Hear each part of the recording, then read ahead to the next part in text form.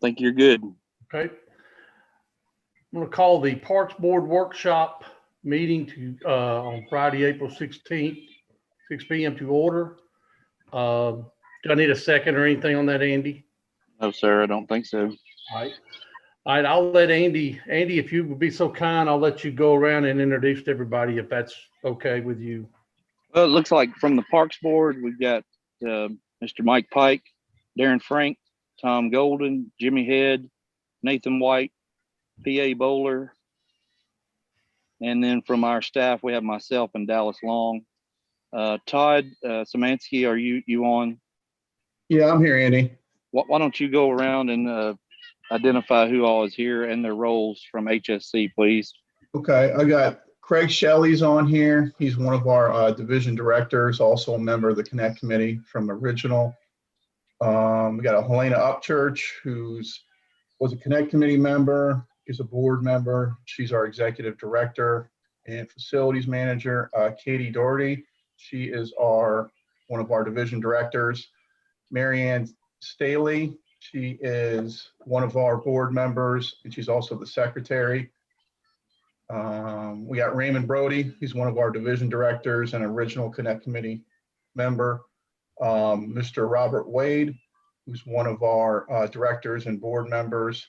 And we got Teak, which is Forrest Antique. He is our vice president and a board member. Shelley Edwards is one of our board members. And we have Mr. Doug Berry, who is our attorney counsel for us. Todd, can you add, which of those people you just listed, which ones are the actual executive board? That would be, the executive board is myself as president. It's Helena Upchurch as the executive director. It's Marianne Staley as a secretary. And then we have Teak, Forrest Antique, who's our vice president. And the treasurer is yourself, is that right? Yeah, that's not an executive board member position. Okay. Gotcha. I think that's everybody that's on, Mr. Pike, if you want to take it from there. All right, Andy. I guess I will open it up to, I don't know, Todd, how you want any questions we might have as a board directed to you, or how do you want to proceed in this? Well, we're looking, Andy sent over a list of questions, which was great because it allowed us to get together and just go through some different ideas. Helena Upchurch, who's our executive director, she's going to be our main speaker on this. And I know there were several questions regarding the Connect Committee. And we have Raymond Brody and Craig Shelley, who've been on the Connect Committee since the beginning. And Helena was also on that. So the majority of the questions Helena would be our spokesperson on, but I think anything in the Connect Committee who's actually at those meetings might have some insight too. That would be helpful. Okay. For the sake of time, Andy, did you say Mr. Franks is here? Yes. I know Mr. Franks has to leave relatively quick. He's got some things he's got to do. Mr. Franks, I want to just give you the floor for as long as you want it, because I know you have to leave pretty quick. So, well, thank you. I've got some time. I've moved some things around, and I just want to be a contributing member of the group. It's great to see so many people involved in the sport of soccer in our community, and it continues to grow. And I just want to be part of the support of that.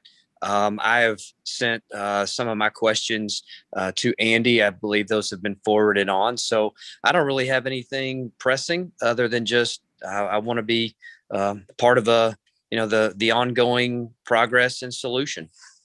Okay. Hey, gentlemen, this is Helena. If it would expedite this and make this easier, I'm happy to go down the list of questions that were sent over and just answer them. And then if there are additional things that you would like to know after I give HSC's response, we can go from there. Does that work for everybody, or would you guys rather just popcorn question and shoot them out? I'm okay with that. Is everybody on our board okay with that? Yeah. I will gladly read the question that was sent and then give the answer. Okay. So That's fine. All right. You can go ahead. Okay. So the first question that we were sent is, What is the reason for the disconnect with the Connect Committee? Is it too time consuming? Is it not productive, or is it a general lack of interest by HSC to participate in a committee that is trying to improve the communication between the two soccer clubs and the park staff? So HSC's response: we are not aware of anyone representing HSC who has said or believes that the Connect Committee has been too time consuming. HSC remains interested in and believes in good communication between the two clubs and between HSC and the Parks Department, but does not believe that the Connect Committee has furthered this purpose. If there have been misunderstandings or a lack of productivity in the relationship from HSC's point of view, it has to do with a feeling that HSC is being forced by the Parks Board or Parks Department into a partnership with TUSC, which is not beneficial for all parties, but in fact is for the sole financial benefit of TUSC. Despite this, HSC has maintained a consistent presence at the Connect Committee. Representatives from HSC have attempted to communicate the needs, desires, and interests of HSC, but at times feel that they have been ignored or dictated to by the Parks Department, even on matters that have to do with HSC's internal operations. At the end of most of the meetings, HSC has been sent away with homework and expectations, while no other party was given the same request or requirements. Despite the feeling of being forced into a de facto partnership that is not to HSC's benefit, HSC has never quit coming to the meetings. By way of contrast, on one or more occasions in these meetings or emails, TUSC representatives have stated that they were quitting this committee.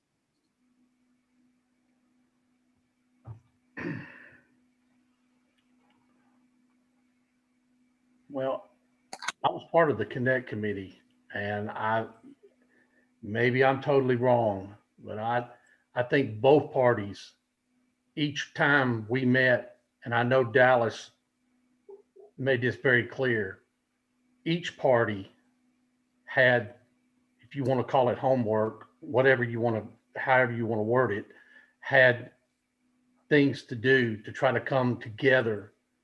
My whole goal being part of the Connect Committee was to make it for the kids, better for the kids. That's what it was all about. And for me, I felt very disappointed at the end of that we spent a lot of time and all of a sudden we just went separate ways. We didn't try to come together again to try to find out what the disconnect at the end was, to try to make it better at the end. That was my whole purpose of setting on that committee. So I think both parties had homework to do and had things that they were supposed to go back and try to come back with a solution for the most part. So, Mike, I do want to actually speak to the disconnect that happened in the end. There was an email that was sent out by the president of TUSC that informed us that they were no longer interested in moving forward. From that email, there has not been actually anything that I am aware of that was sent in regard to the Connect Committee. That email was sent, I believe, middle of September, possibly beginning of October. I'm not where I could pull the exact date of that email. So since that, we have actually not heard anything, and HSC is absolutely more than willing to continue having conversations and continuing to work with both the Parks Department and Tennessee United. But we were under the impression, based on that email, that that was not something that was going to be continuing. So that may be where some of that misunderstanding has come from, and why you may feel like it was just suddenly dissolved. So any clarification or any forward progress that you guys are looking to have, we of course are still committed to and interested in participating in. Speaking to that, we feel it really kind of died down when Mr. Bertotti and Jose stepped down from your board, and that basically left 2 seats open. We sent, I don't remember if it was myself or Andy, but one of us sent an email to HSC asking who would be filling those 2 spots, and we never got a response back on that. So the last email that I recall, Dallas, I'm interrupting you, I do remember actually getting that, and I don't recall if there was a response either, and I can absolutely look into that. But I do remember that the email that we got from Andy initially said that they wanted all of us, actually our board or our executive board, to come and meet with the Parks Department or Parks Board. And then there was an email sent from Andy that said that he actually just wanted to meet with the 2 presidents of the club. And that is the last that I can recall, just off the top of my head. Again, I'm not where I can pull the emails. But we are more than happy to continue having conversations. I just feel like at that time, there was just not much that has been communicated since then. I don't recall seeing anything since all of that had kind of happened about having the two presidents meet, if that was even ever scheduled or facilitated. I know we continued the fall season, and then it's just kind of been stagnant since then on that regards. Yeah, it was kind of near like the middle to end of the season when all that kind of went down, and those two guys stepped down, and then I think, Andy, They you correct both me if I'm actually wrong, I think stepped down at the beginning of our fall season. Both did. It was at the very beginning of our fall season. Yeah. I pulled those emails that you were talking about where Tennessee United's president sent that email. That was towards the end of September. So really, we're talking about a month and a week left of your season at that point. And then we're going to wait till we knew you had the big tournament coming up. We were just going to let the season go through, let you guys focus on that tournament, and then pick back up. And then here we are today, and we really haven't gone forward with the Connect Committee since. Yeah. Amy, do you have anything additional from that timeline that I'm missing? Here's what I would say to all of that. There was a couple things that you mentioned in your statement about the Parks Department staff ignoring things from HSC. I would like to know what those are. Okay. I think we've tried to be very responsive and work with everybody on some things, on everything. The second thing is I did send an email and say, at this point, I think I need to sit down with both presidents. And here's why. Because I watched this group of people work and meet for over a year, thinking that we were coming to dual agreements on many things where both sides were working together. And constantly from the HSC side, the representatives would leave this meeting and say, yes, that's agreeable, or they would leave and come back and say, we need you to change this. We need to do that. Everyone would agree to it. And then at the end of the time when things broke down, and Mr. Pike, you can correct me on this, a room full of people agreed that this is the way this was good. And then it comes back and we can't do it because these people couldn't get the support of the board they were reporting to. And that's about the time that those two gentlemen resigned.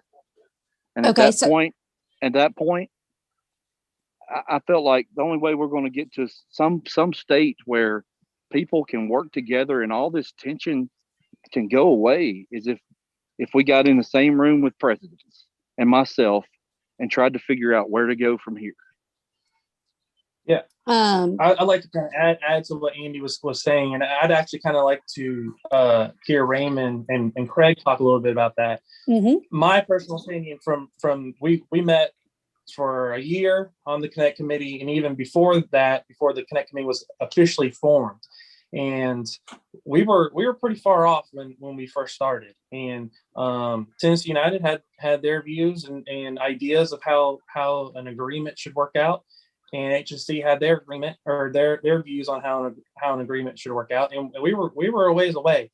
And we worked for what I felt like for a year, and I thought we were moving forward. We were progressing, and I came back every month to the Parks Board and told them we were in a good spot. They were working together. Everyone on that committee was working together, and that's how we as a staff felt.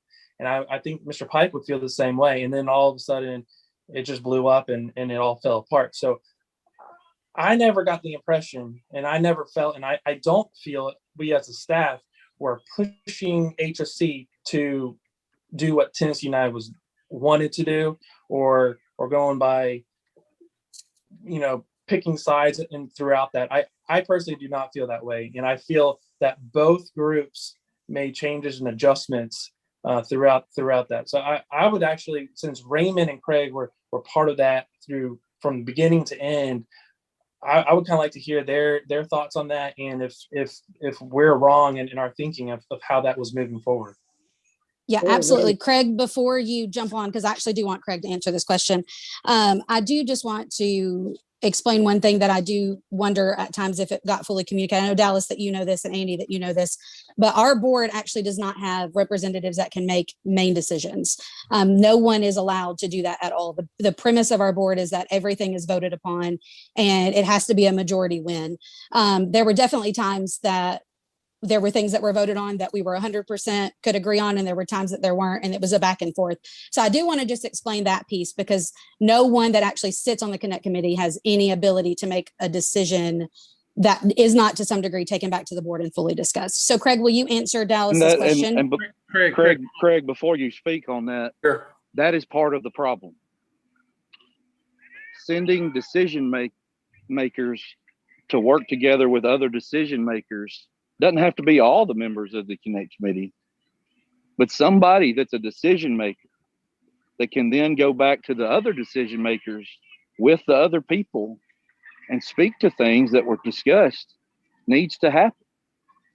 That actually is in violation of our bylaws. That is not the way that HSC was formed. And so in reality, without What's us having in violation of your bylaws? People having a discussion and then bringing an idea? Us being able to put somebody in charge of making a sole decision without it first being discussed. I'm not saying somebody to make a sole decision. I'm saying someone that is in your group, that is on your decision-making board, needs to be a seat at the table, not to make a decision, but to be one of the people that brings the ideas that that group that's working together has. That is part of the problem. And now you've been coming to that committee the time that we met, that you came. So, and they just said you're on the executive board. So how were you able to come?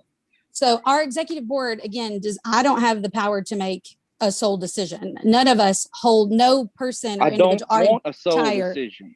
I want somebody who's a decision maker. Andy, a lot of us have the ability to be, I am very confident in being able to make decisions, but the reality is that I cannot solely speak on behalf without taking it back to my board.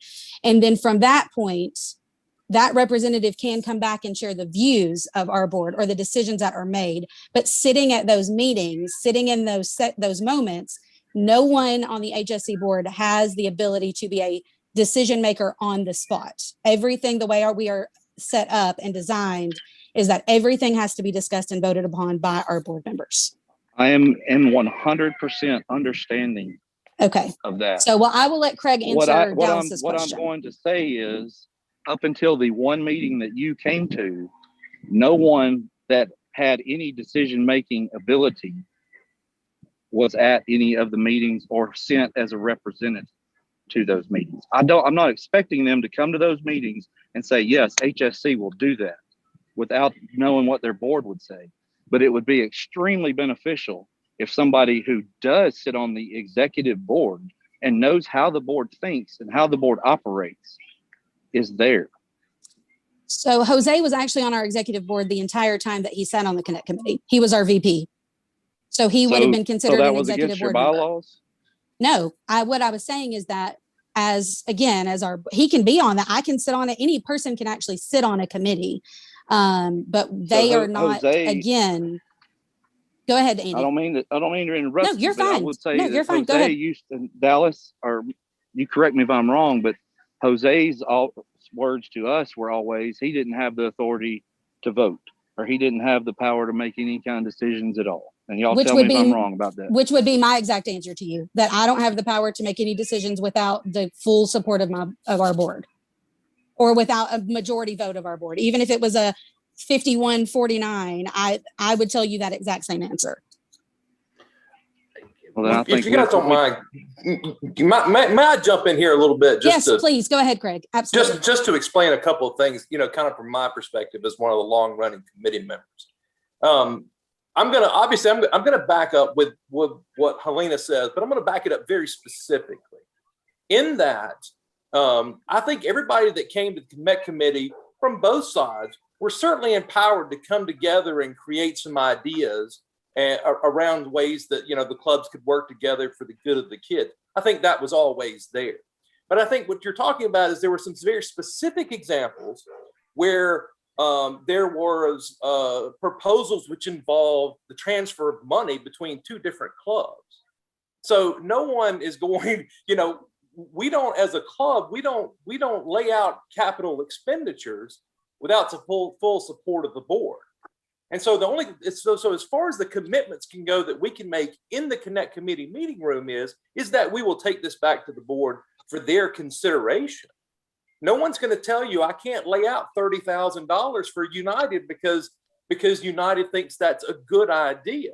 We're not saying it's a good or a bad idea, but I'm saying that when it comes to the discussion of things like money and long-term commitments for the club, then 2, 3, 4 people in a meeting room at City Hall is not going to speak for the club on these matters. That's the long and the short of it. I think that during my time on the Connect Committee, I would say that, I thought we did do good work. And, I mean, we were empowered to make some decisions. Sure, we can say to United and we can say to the board that we're going to work with other clubs and work with the city. But that also cannot be the end of the conversation for the whole of the club. Only that we're engaging with the club on the city's, with the city on the club's behalf. And the decision making can only go so far in the Connect Committee. I think we all know as a staff know that as far as the money and putting money, you guys cannot say we're going to put $30,000 towards new lights in the park.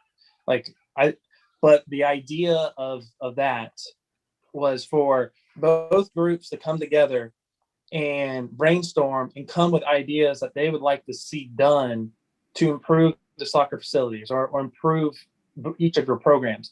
Soccer is the one unique sport in our entire park system where there's two groups and they share facilities, and we can't do a sod program with HSC on board but Tennessee not on board, or we can't do lights with Tennessee on board to TUSD on board but not HSC.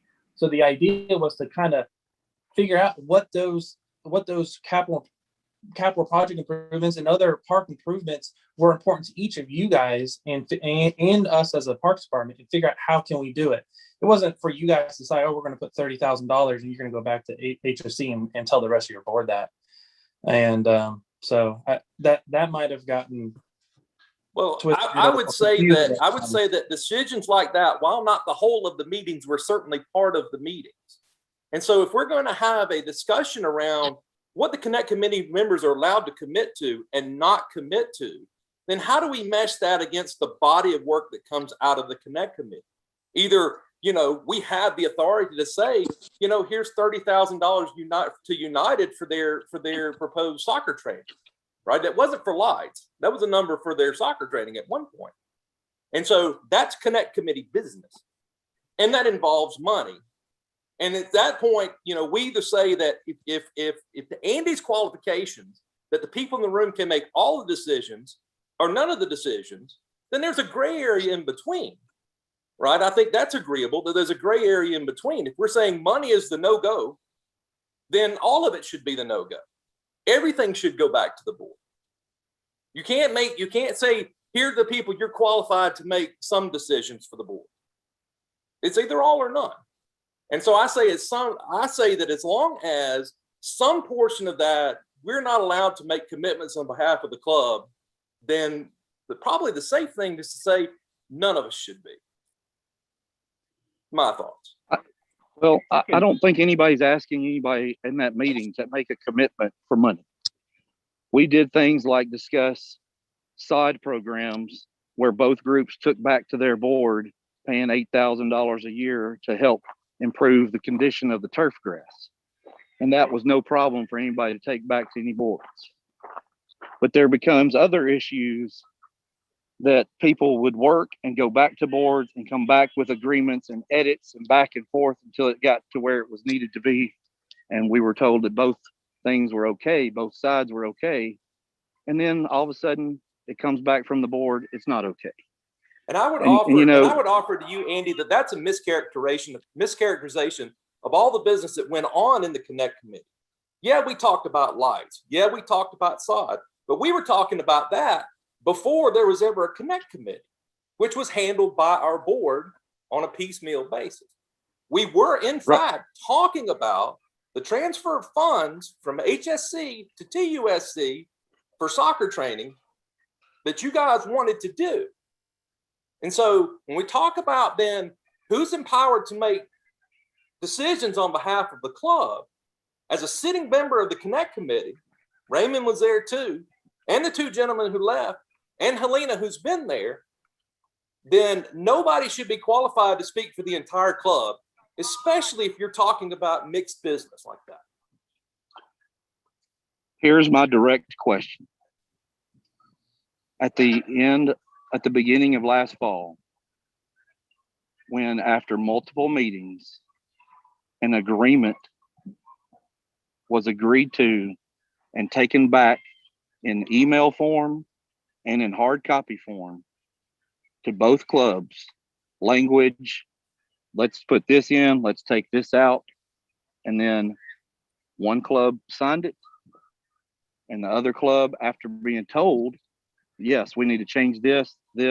And I would like to hear anybody that was in these meetings tell me I'm wrong.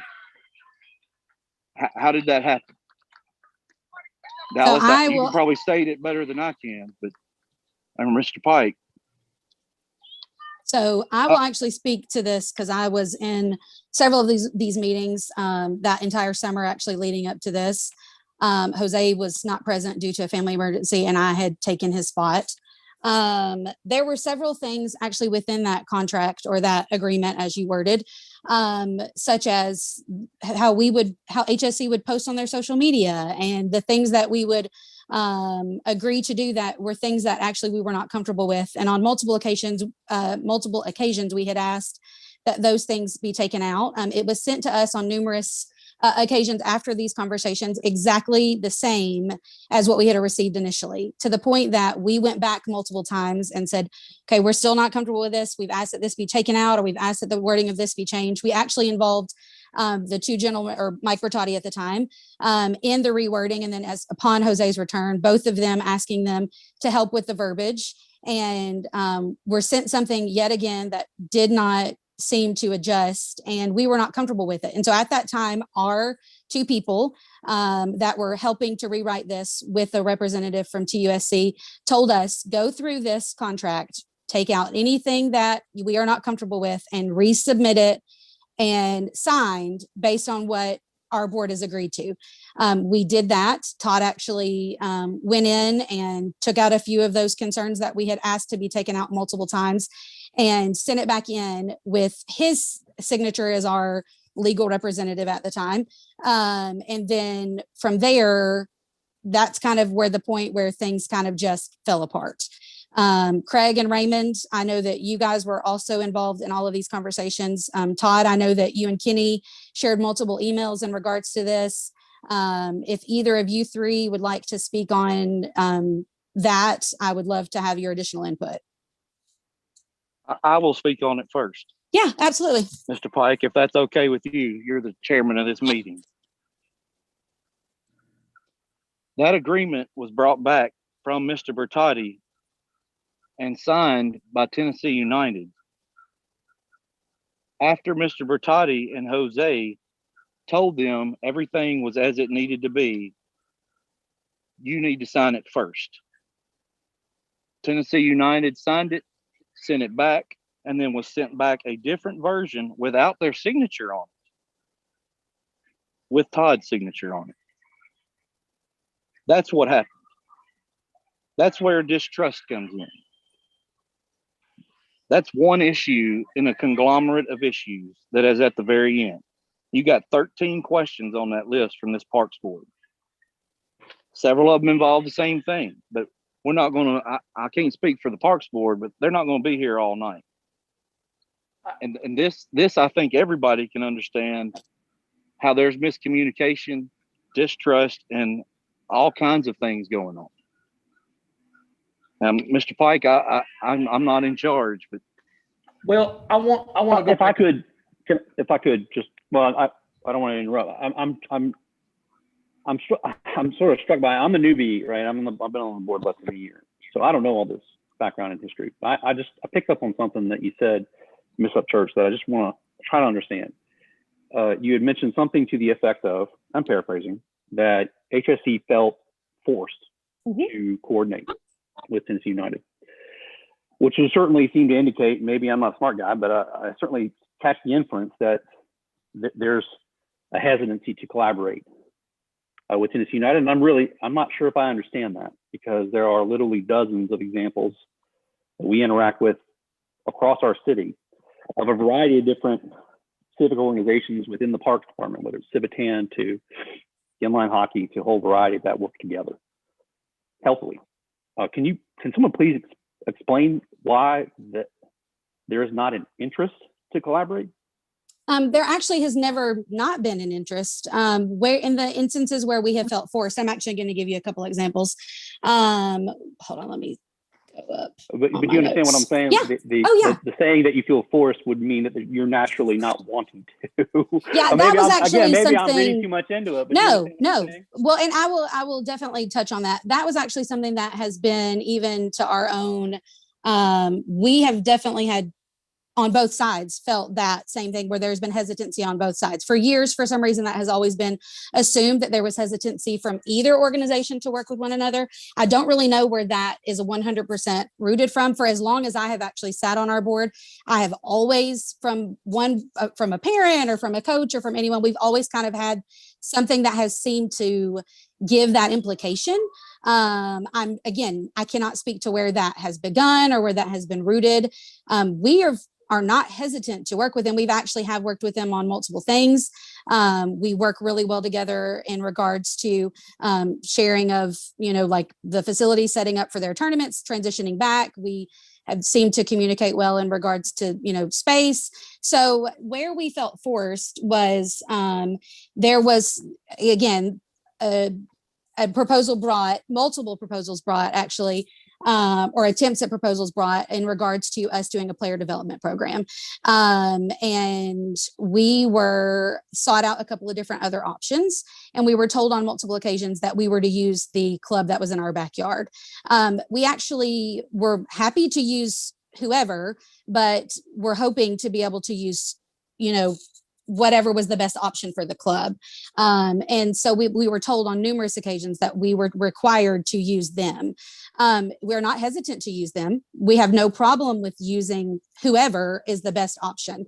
But again, it was regularly told to us we are to use them. So that did feel very forced. We did feel like we were not actually given any option to seek any additional outside proposals. We actually brought several and sought several others from other organizations as options to compare to what was given to us, and told, again, your option is to use the club in your backyard.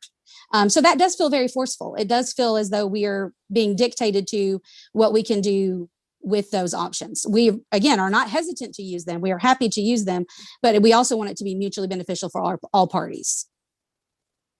Yeah, Tom, Dr. Tom, are you done? I just want to say one thing. I want to roll back something. I was put on this board as a liaison. I've never played soccer. I didn't have kids that played soccer.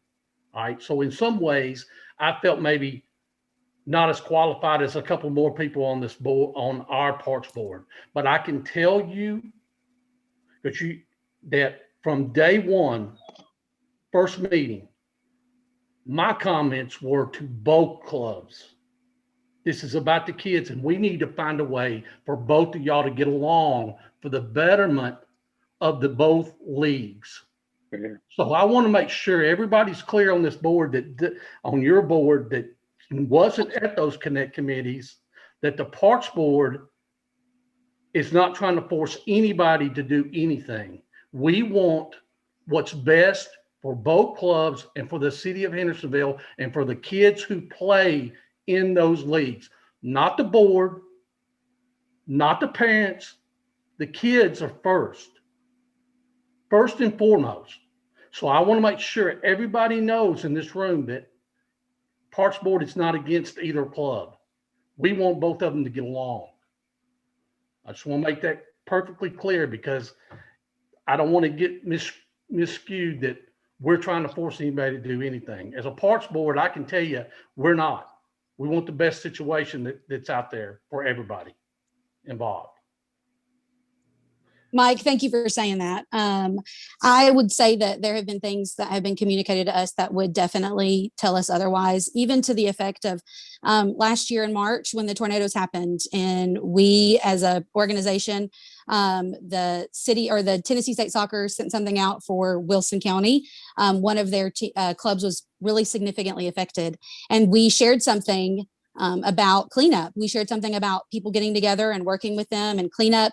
And we actually received an email in regards to promoting another club in Wilson County. And there was no promotion of that club. There was promotion of collaborating around somebody that was hurting and facilitating cleanup. And it did feel very much like, okay, we're not promoting a competitor. We are seeking to help somebody that has tornado damage. So again, there were things that happened that possibly were misunderstandings and that were just maybe misunderstood or miscommunicated that did give sometimes a wrong impression, which hopefully today we are going to be clearing up. I'm hoping that that's the goal of this meeting, is to clear up possible misunderstandings and to move forward in collaboration with everybody. That's what we seek. We are not against working with the Parks Board or the Parks Department. We're not against working with TUSC, but we do want to make sure that we all are clearing up whatever it is that's causing some of this confusion and misunderstanding. I'm just going to speak real quick. So I'm sorry, this is Raymond. And as a friend of the community, I think it's in our best interest to continue to move on with the questions. As Mr. Pike said, none of us want to be here all night. We're happy to carry on this conversation, but we certainly want to be able to address all of y'all's questions in a fair amount of time. I don't mean to interrupt this particular conversation. And again, we're happy to answer any other questions, but I just feel like that there was a lot of questions that y'all asked, and I'd like to, hopefully we can keep this moving and, you know, come to some sort of a happy resolution where we all feel better about how we all feel after tonight. Okay. Thank you, Raymond. If anybody else doesn't have any questions on that, you can go ahead, Elena. Thank you.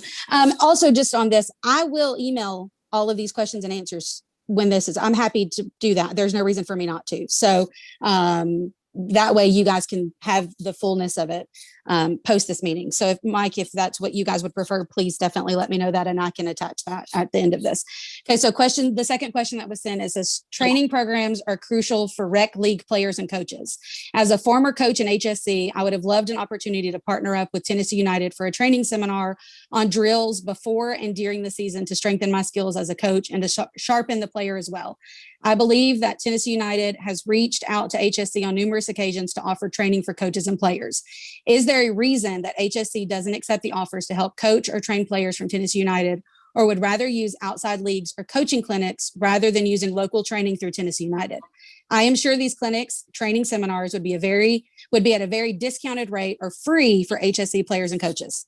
HSC's response: as a nonprofit corporation, HSC's duties are to its membership and to act in accordance with its charter to further its primary purpose, which is to promote recreational soccer in Hendersonville. HSC believes health, safety, and fun is the key. If a player wants a higher level of training, travel leagues are an option. Requiring our parents to pay more for this type of training is something that should be voluntary. Several HSC and TUSC families use outside trainings on a regular basis. The Parks Department recommendation appears to be forcing HSC families to use training provided by TUSC at a cost that is questionable at times, $20 for all players in U6 through U8, which was the last number that we were given, even if only 2 players showed up. HSC has used TUSC for coaches training in the past. Lee Smith, a Tennessee United coach and coaching instructor through Tennessee State Soccer and USFF, has provided coaching training 4 times for HSC. Dallas Long approved on February 20th of 2020 the 1-hour training provided by Lee Smith to satisfy the Parks Department coaching training. We've also used Clark Hastings, which was a Tennessee United coach, and his wife to run foot skills for several years, which the participation was low. We averaged 4 to 5 kids at those things. As stated at the February 2021 Parks Board meeting, HSC asked Darren Lever, the creator and owner of the VDOC program, to create a video to send out to coaches who use the VDOC program we provide for our coaches. Darren mentioned he could do an in-person 3.5-hour training for free if we liked. Darren is a past professional player, licensed coach, coach trainer, and past technical advisor with Tennessee State Soccer. However, the Parks Board denied this 3.5-hour person training to satisfy the coaches training for 2021 provided by Darren Lever. HSC volunteer coaches go through 10 plus hours of training, concussion, safe sport, and grassroots or NYSA. And parents are willing to do this because they recognize the value of bonding time with their children. Parents register their players knowing that this league is coached by volunteers. And HSE would like to be able to use the training of their choice. That was a lot, I know. So just, I just want to kind of clear up the whole coaching training deal with Darren. So I don't think anyone, and I don't want to speak for the board, and if I'm incorrect here, please correct me. I don't think the board has any issue with you bringing in someone to do coaching training if you want to use Darren. But for example, we have a rugby league and a flag football league. They both brought in extra coaching training, and they did coaching training on their own. That was outside of the Parks Board requirement for a national certified organization to provide the coaching training. So that was in addition to what the Parks Board requires of those organizations. So I don't think the board has a problem with you if you want to work with Darren on extra coaching training, but it was the fact that you wanted to replace to be the approved coaching training that the Parks Board requires of the organization. I don't know if that was understood or clear. And that's why we took it to and it's not us as a staff's decision on if Darren would satisfy that. That's why we took it to the Parks Board so they could make that decision, because they are the ones that require that of us for each of the leagues that participate in the park. Speaking on that, the reason we have the certified training that's required from the Parks Department and Parks Board is so it's universal through every league. So if you do this requirement, this training, you're covered, you're insured. If we start allowing each group to make their own decision and have their own training, eventually something's going to happen where you're going to have a group that is not trained or certified or can provide insurance for the coaches. That's part of the reason why we have the specific programs in place. And if I remember correctly in that meeting, nobody was against additional training. If you want to go above and beyond what's required, that is allowed, that's acceptable. Everybody wants to know about it, but there's not a problem with additional training beyond what is certified. Yeah, our specific vote was on whether that would count for the required national certified training that we hold for every one of our leagues, not whether you could have that training. Yeah, this is Todd. I just want to add a little bit here on that. So I guess, Lee Smith, he was a Tennessee United coach and instructor back in last year in the spring. Dallas approved that to satisfy the coaching requirement. That's why when we went into this, that we just didn't think it was that big of an issue. Maybe that was a misunderstanding or something that shouldn't have happened to go that. But, in addition to you guys voting on that, I did hear a lot about, you guys were on the meeting. I did feel a little attacked about who we were using for coaching training and why, and who had certain pictures on their website, which I'll be honest with you, that doesn't concern any of us on there, but I just wanted to bring that part up. We just thought that since it was approved for Lee Smith to do it back in the spring of 2020, that it would satisfy the requirement for this season. I'll talk about that. Lee Smith is a national licensed instructor through U.S. Soccer Federation as well as U.S. Youth Soccer. He also used to be the director of coaching for Tennessee State Soccer, which so I mean that the Parks Board approves NAY's coaching training as well as a training through the U.S. sport of U.S. association with whatever sport that is, whether that's U.S. lacrosse, U.S. soccer, U.S. baseball. They all have them, and a lot of those leagues have utilized that, and that's what Lee Smith is a certified trainer for that. Now, the organization he brought forward was not, and I didn't have the comfort level of making that decision on my own or us as a staff, and we wanted to get the Parks Board approval before we okayed it. So that was the difference between the two. And if I'm wrong in that, I apologize to the board, and I would have to speak to my board on that. But that's kind of the difference between the two decisions. Now, as far as the person that you brought forward and why you may have felt attacked, I think there's still a lot of heartache there, because that was the same guy about 3-4 years ago, basically when I was first starting, that you guys brought forward and got approval from the Parks Board to run a camp on. And then after you guys worked with him on that camp, that summer camp, a lot of information, and the board learned a lot about him as a person or him as his organization, and that he is a competitor of Tennessee United, and Tennessee United was obviously upset, and they felt like this guy was coming into our city, and they're a competitor of Tennessee United. So there's a lot of heartache, I think, still from that camp, and then you brought him forward again to be your coaching, to do your approved coaching training, when we also have been trying to work together on doing an additional coaching training with Tennessee United. So it just, I think that was kind of the problem with that. And I don't think it's additional coaching training that you wanted to do with him. I think it's just all the history involved with that organization, between HSC and Tennessee United and him. So that's kind of where I see things. I don't know if anyone else on the board feels differently on that. Dallas, I'll speak to that. And Todd, I understand where you're coming from, but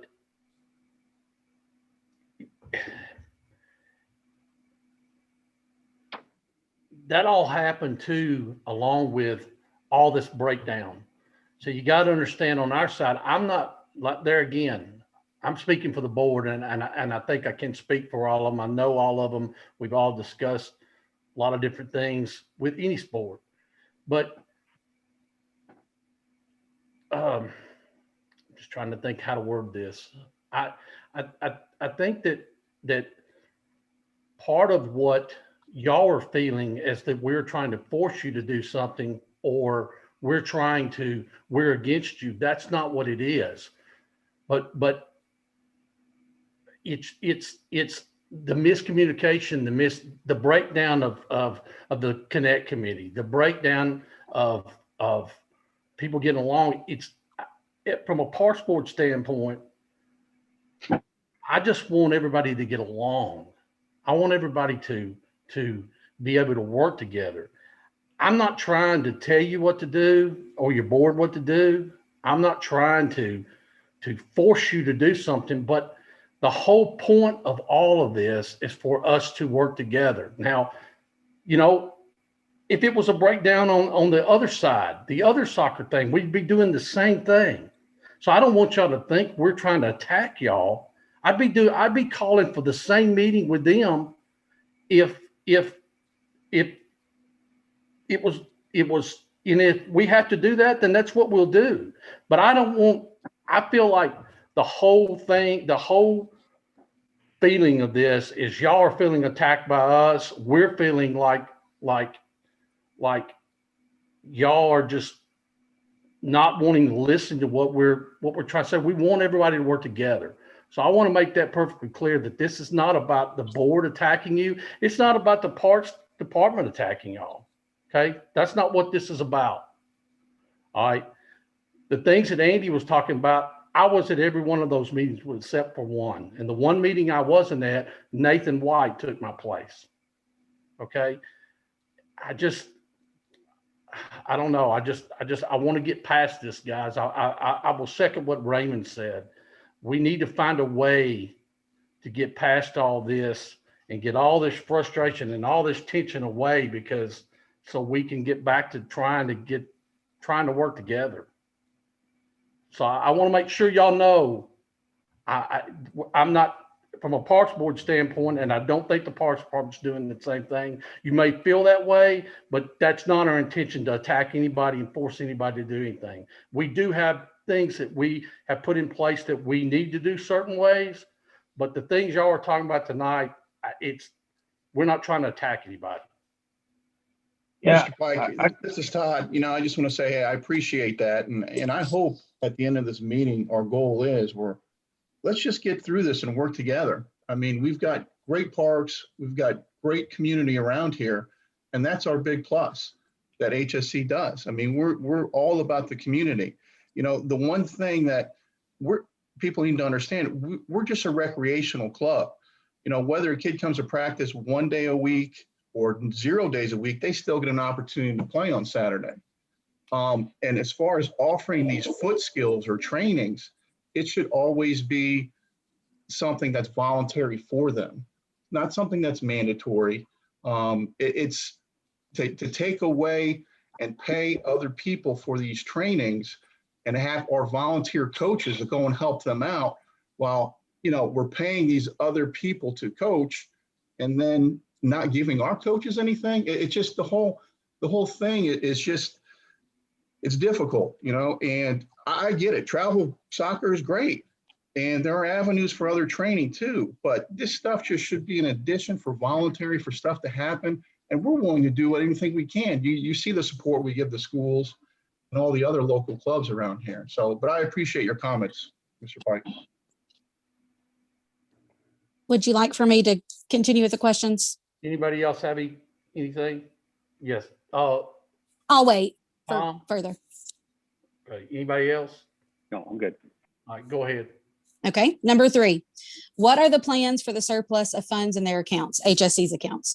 Will they be rainy day funds, or is there a plan to grow the HSC with those funds, or use the funds to assist the Parks Department for future expansion, renovation, and development, or use the funds to help their coaches and players with additional training and coaching? With over $100,000 in a bank account, I would like to know the directional use of funds for 2021, 2022. HSC's response. The Parks Department requires that HSC supply it with financial statements on a regular basis. HSC has done this.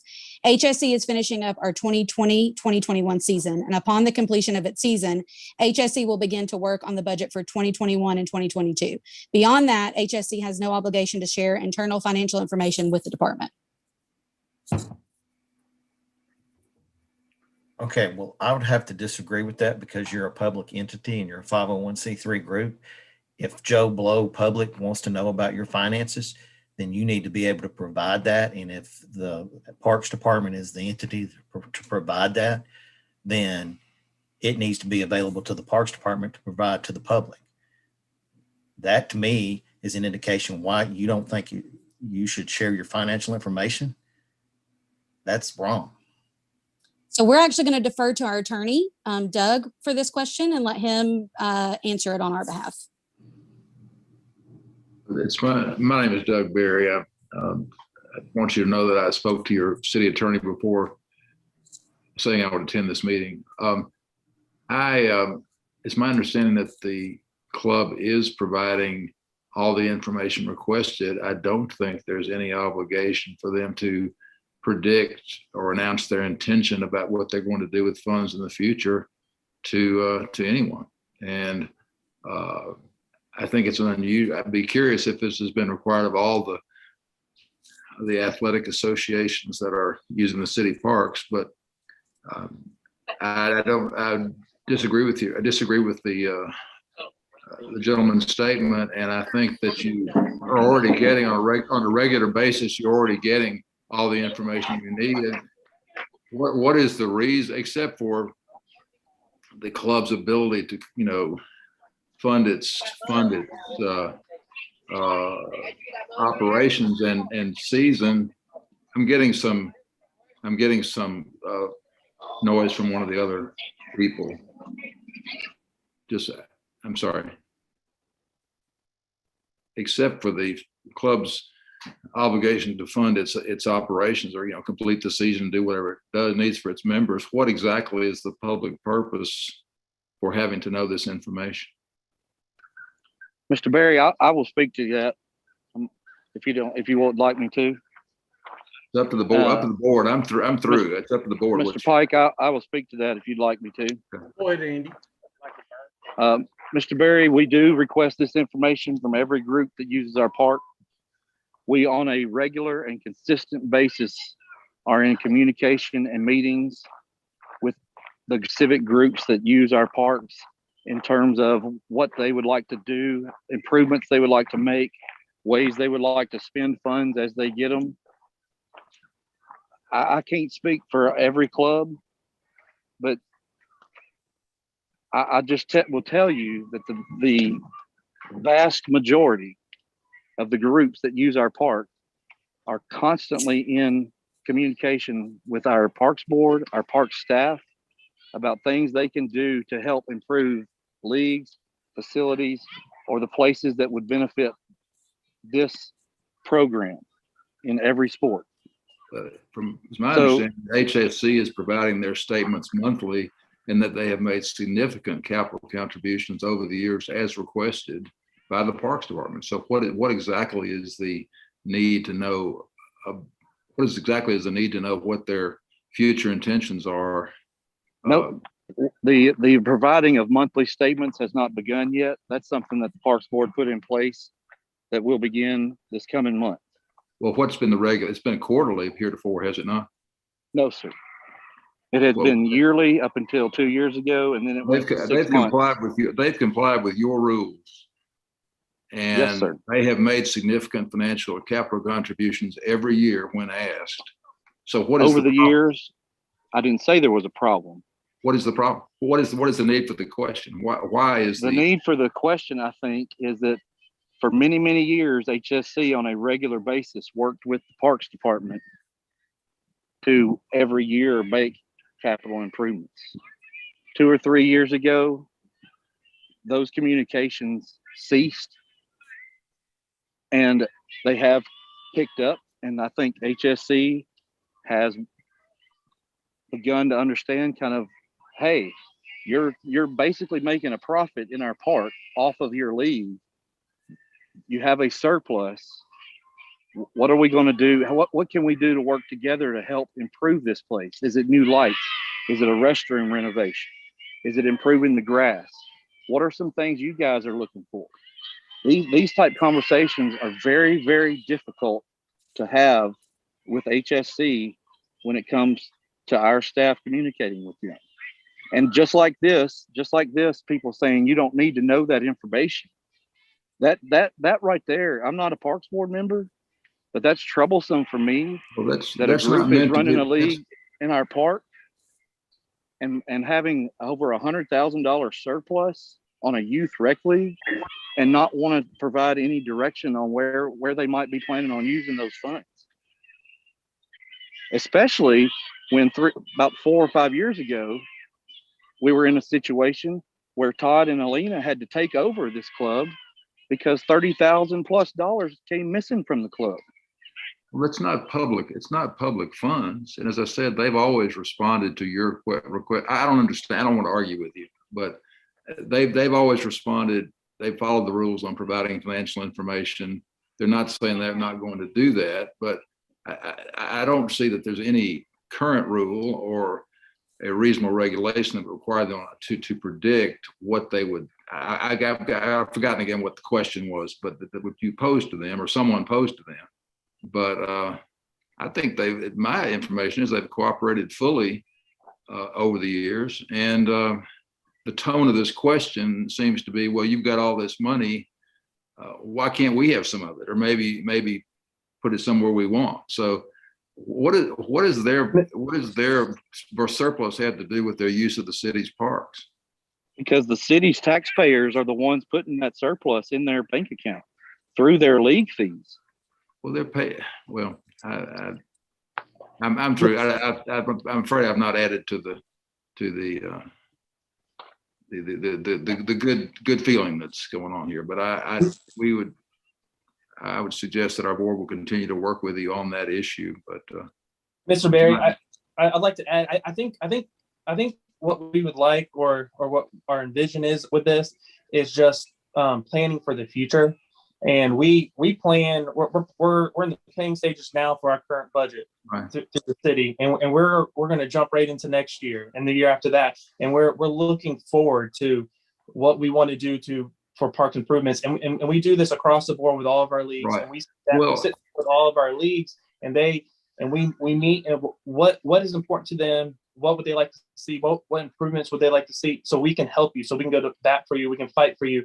So I think that's kind of where we're Well, going with this. I think that's perfectly permissible and the way you ought to do it. And what's wrong with just simply presenting to the HSC at whatever time you want? These are going to be our needs for the upcoming year. Can you help us with this? Why does it have to be, you've got all this money, you better tell us what you're going to do with it? That once again, it feels like an implicit threat. And I don't know whether that's your intention, but that's the way that question comes across. Okay. Well, I think that well, we want to hear from them I agree. what their vision and what their improvements are, because we can, like, it's not going to do us any good if say we want to do lights, we want to upgrade all the lights, but soccer doesn't care about lights. They want turf fields. Well, then we don't need to put all of our energy in asking the boards for money for lights if rec soccer and Tennessee United wants turf fields instead. So I think that's kind of where we're going with it. It's my understanding that from the information provided by my client, that there's been good communication about this and regular significant capital contributions by HSC over the years, more than Tennessee United. And then why are they? My only response is, why are they being treated as if there's some,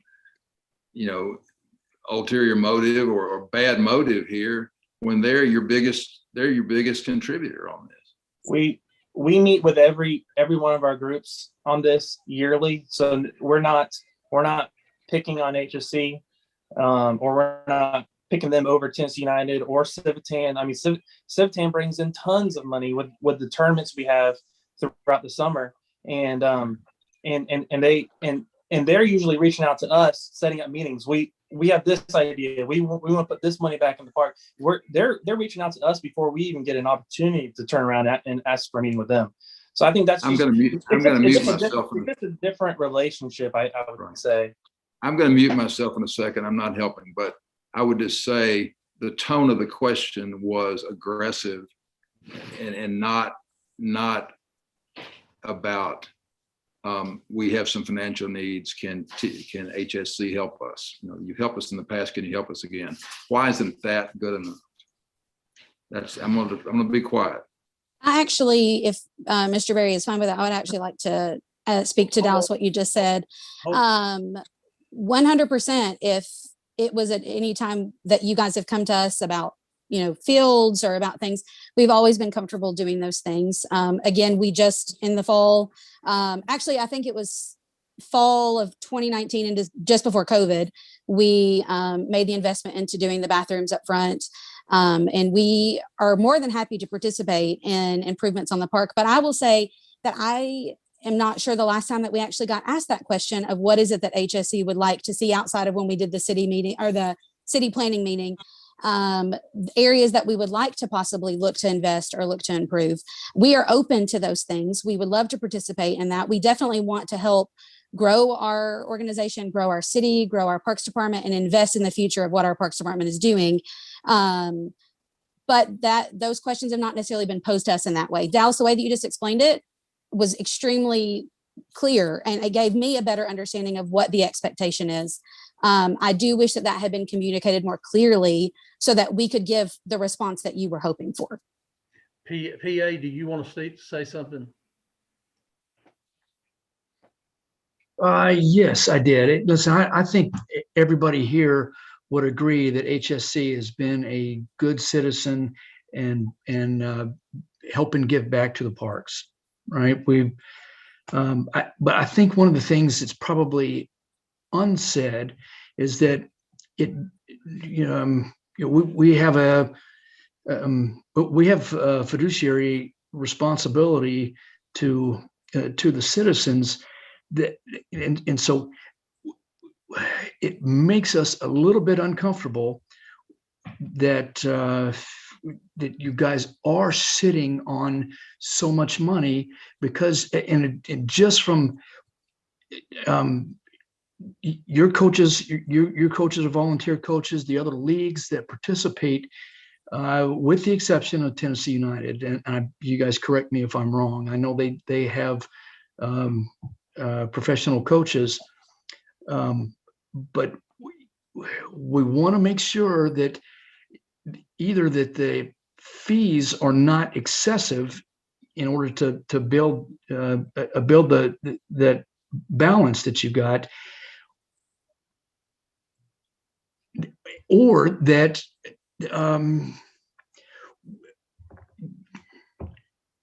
that people aren't making a lot of money personally with the leagues.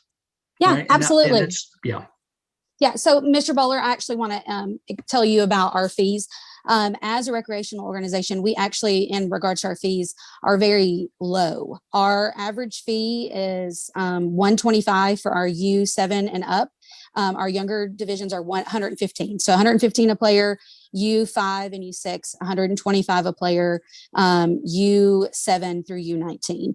And that includes their uniform, that includes our fees that we pay to the city, that includes our insurance that we carry through Tennessee State Soccer.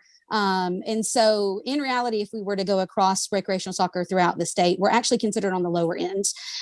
We have actually looked at options.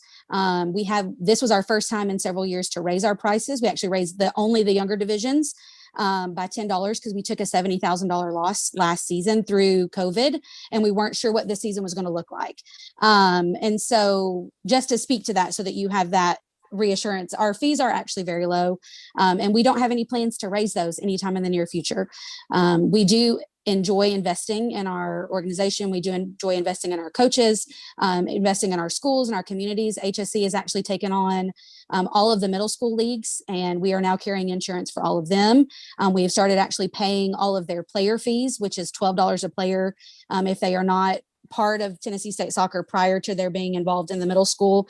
We do other outside expenditures to support, really any opportunity that we can, we try to partner with, we try to support. So all that to say, we were in a very, very, very hard financial situation several years back, as Andy addressed.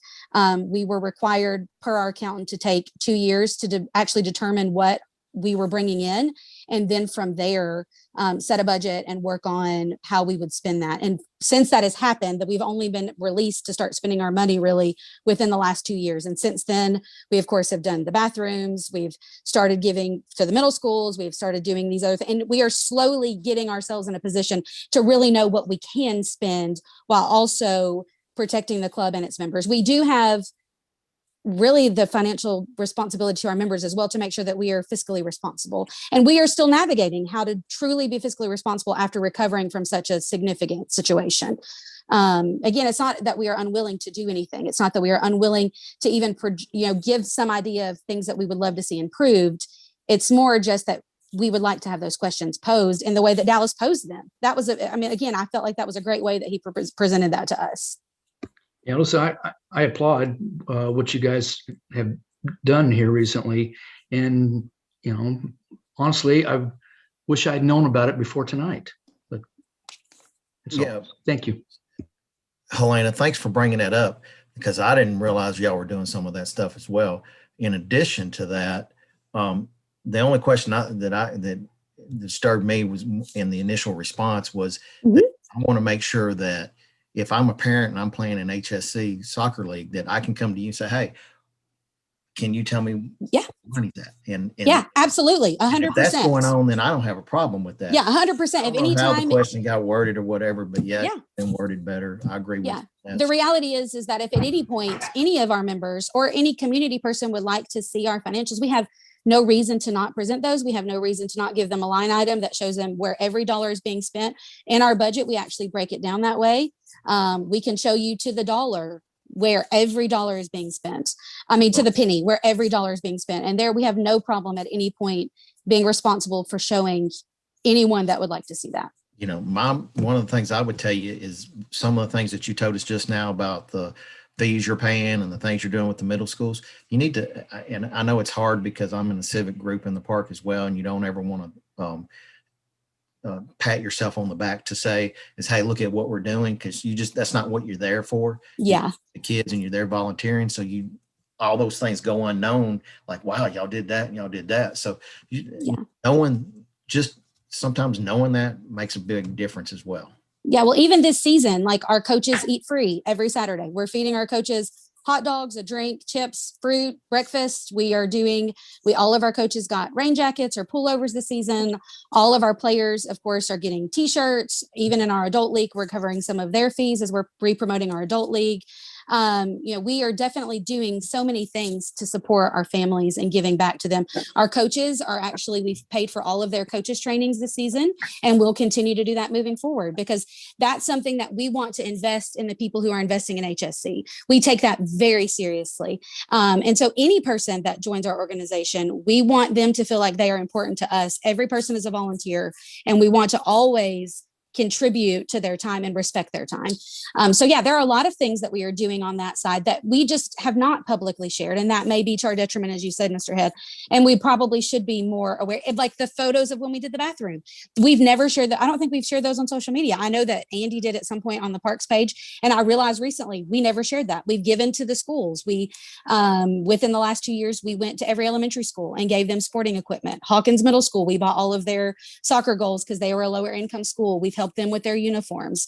We've had other schools that have reached out and said, hey, we need a piece of equipment. Can you buy this? And we've said, yes. We've helped contribute towards scoreboards and a lot of things that we definitely are giving back to the community and doing. And again, we are trying to really determine fiscally, how do we contribute to our community while also being responsible to our club? And that has put us in a weird place in the last 2 years of having a surplus while navigating what the future looks like financially. Can I add something real quick and Yes. just to address Mr. Head? We kind of don't want to, we've always felt like that we don't need to glorify what we do because we do it out of caring and love for everyone around us. So we always felt like, if you got to go tell everybody how great you are, then how great are you really? So we've always been torn on, do we tell people that we went to Jack Anderson while the kids were out at recess and put them up new soccer nets because theirs were ridiculously torn, and it was such a rewarding experience? But is it important to tell everybody that? And so while we enjoy doing it, we don't do it for the recognition. We do it because we like helping the community. I don't disagree that we should maybe find a way to let the community know. And it's not just Hendersonville Rec Soccer that's doing this. I certainly believe it's the community, because it's the community's money that we're using to do this. And so while it might have our name attached to it or the Parks Board's name attached to it, at the end of the day, it is the community's money that we're using to do that. So just from my standpoint, and someone that's done quite a bit of this, I'm a little hesitant to go out and tell everybody, oh, look what we did, look what we did, look what we did, because that's not the reason we're doing it. But I certainly understand that y'all would have liked to have known a little bit more of what we're doing, but we appreciate that you're recognizing it tonight. Yeah, I mean, that's great. We've worked together through high school and some other different things. And I'm the same way you are. I don't ever tell people what we do. We just do it because we do it for the love of the kids is what we really do all this for, is to make it better for all our kids. So, but it was nice to hear some of that because I didn't know some of that was going on. Mr. Pike, can I make a suggestion here? Since we're talking about club finances, can we actually skip the items, but move to item 7 and then come back? Item 7 is about the issue about executive board pay. And so can we do that real fast and then come back to? Yeah. That's okay, Helena, go Is ahead. that okay, Ms. Absolutely. Upchurch? I'm 100% comfortable with answering that. Yes. So question 7, I'll read it. It says, I've heard rumors that members of the HSC executive board are being paid. Is this true? What is the breakdown of salaries that have been received in the past, and what is proposed in the future? Okay. So HSC's answer: no executive board members or voting board members are paid. Mr. Tom, I think you're muted. No, can you explain that? Voting board members. So help me understand your structure then. Okay, so we have an executive board, which is comprised of our president, our executive director, our VP, and our secretary. And then we have voting board members, which the executive board members, Todd does not, or our president does not get a vote. The other 3 do. And then, and Todd, correct me on that, because I believe the executive board member still, my executive director position is still as a voting. We've recently changed the voting rights on that. That's correct. And then all of our division directors. So we have division directors for every division, U5 through U19. Those are our voting board members. We do have administrative positions as well. So in our administrative positions, our registrar, our facilities and concessions director, and treasurer. And Todd, is there another administrative position? That's it, right? I'm going off the cuff here. I'm literally pulling this from my memory. Those are the three paid board. Yeah, those are the three paid administrators. positions. Yes. And then we have like webmaster and. Yeah, which is not paid and not voting. Which is not voting. Yes. Assistants. Yeah. So would it be Yes. fair to say in each case, each member who's being paid is being paid for a service that they are providing to the club, or it is by virtue of their position? By service, I mean webmaster. They are maintaining the website, therefore they receive remuneration for that service. Is that a fair characterization? Okay, so our administrative positions, I'm going to name them for you, are our registrar. Of course, they handle all of our registration. They manage all of that information. They answer any questions that come up about registration. Our facilities and concessions director, of course, manages the facilities. They work in conjunction with the city. Like when a tournament comes in, they're who helps manage what's done with the transition of facilities between clubs. Anytime that anything is used, they're the person that's kind of responsible for making sure that the facilities that HSC uses is maintained, and that somebody is responsible for making sure that those things are managed correctly and appropriately. And then of course the treasurer is the other paid position, and each of those are a set salary. Is that what you're wanting to know? Is that the set salary? Is that kind of? Well, I know that's in the question. I think, again, but that's not my question, but it's just what I'm saying is that their pay is connected to a tangible service that they provide. Absolutely. Yes. Not that they don't do anything. Of Yeah, course, exactly. No, they literally have, they literally have job descriptions. They have expectations. Those things have been set. They are not just randomly like, you do nothing, but we're paying you for this. Each of those people have significant responsibilities. So yes, it's for an actual service. Right. Obviously, you can see the issue that if it's a voting board member who receives payment, yes, therefore that creates a massive conflict. Yes. So. Yeah. Are we good, Mr. Pike, to go back and answer the other questions? Dallas, did you have a question? Yeah, I kind of got lost, Helena, when you were explaining that. The executive board, executive directors is yourself, Todd, Teak, and Mariana. Is that correct? Is it just y'all? Yeah, Marianne. Mm-hmm. So that would Marianne. be president, executive director, VP, and secretary. Those are the only 4 executive board spots. Okay, and then you said none of the executive board. So those 4 people, none of them have a vote. No, Todd does not have, the president does not have a vote unless it's a tie. And that's why I deferred to Todd, because I was trying to confirm. There had been some discussion about changing the executive director position in regards to it being able to continue to vote. But as of now, the only person on the executive board that does not vote, unless in the sense of a tie, would be our president's spot. Okay. So your other 3 do have a vote. Yes. And then what about the treasurer? Does the treasurer have a vote? No, they do not. The treasurer is considered an administrative position. That was actually changed last year. Actually, during the COVID dynamic, we actually had that changed prior to the season start, what would have been spring 2020. That was taken out because that became a paid position. Our board voted to create that as a paid position. It was moved from, because it was originally 5 executive spots. So that one was actually removed from the executive board and then put under the administrative heading.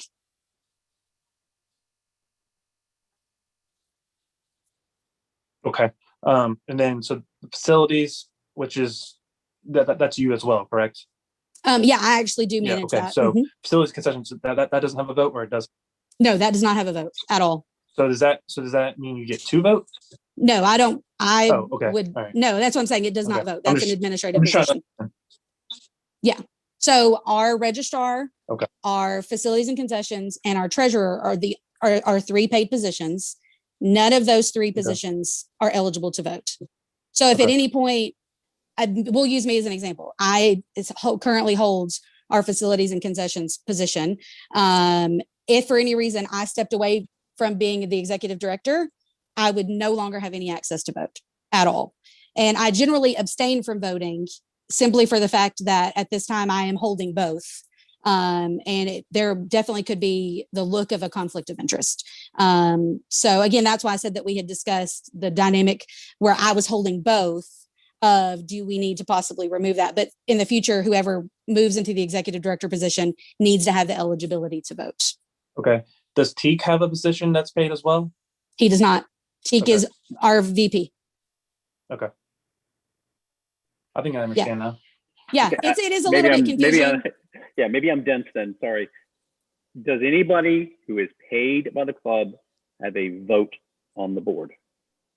That would be me. I am paid currently as facilities and concessions, but I also hold a dual role of our executive director. I understand. Yes, but the question, of course, asked, did any of our executive board members or voting board members receive payment? And under the heading of exactly that, no, I do not receive payment. Under my administrative role that I'm currently dual holding, yes. Okay. Does that clear that up for you? It is a little bit confusing. I understand. It does. It does. Okay. Thank you. Absolutely.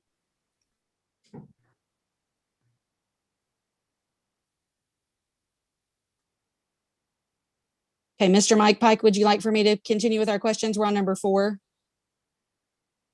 Yes, you can go ahead. Okay, thank you. Question 4. First, one of the main reasons for the motion was to give HSE a chance to tell us why there seems to be such an aversion to working with Tennessee United, especially since they share the same complex and should be working very closely with each other for the good of all soccer playing children in the area. At a previous board meeting, there was a proposal to bring in an outside entity for training. Why not use what is already here and being offered? It appears this outside entity would be more likely to poach HSE players than would TUSC. HSE's response. Of course, this refers back to question 2, which we talked about earlier, about the trainings. And in addition to that, it says, use of a person other than TUSC to provide training was in no way intended to provide that person or entity an opportunity to recruit players. No such intention was ever voiced. On the other hand, rather than promote the relationship between HSC and TUSC, the Parks Board has allowed and promoted TUSC by creating a recreational league program in direct competition with HSC, allowing TUSC to poach, if you will, players from HSC. HSC has not complained about this, but under the circumstances, it is a little galling, to be accused of attempting to allow others to do this through something in as innocuous as providing free training. The mention of the competing club is we're talking about the U5 through U8. That is actually considered in Tennessee State Soccer, Tennessee United's program is actually considered recreational. So it would be considered a direct competitor of HSC. To give some clarification, because I know that someone may ask that, how are they direct competitors?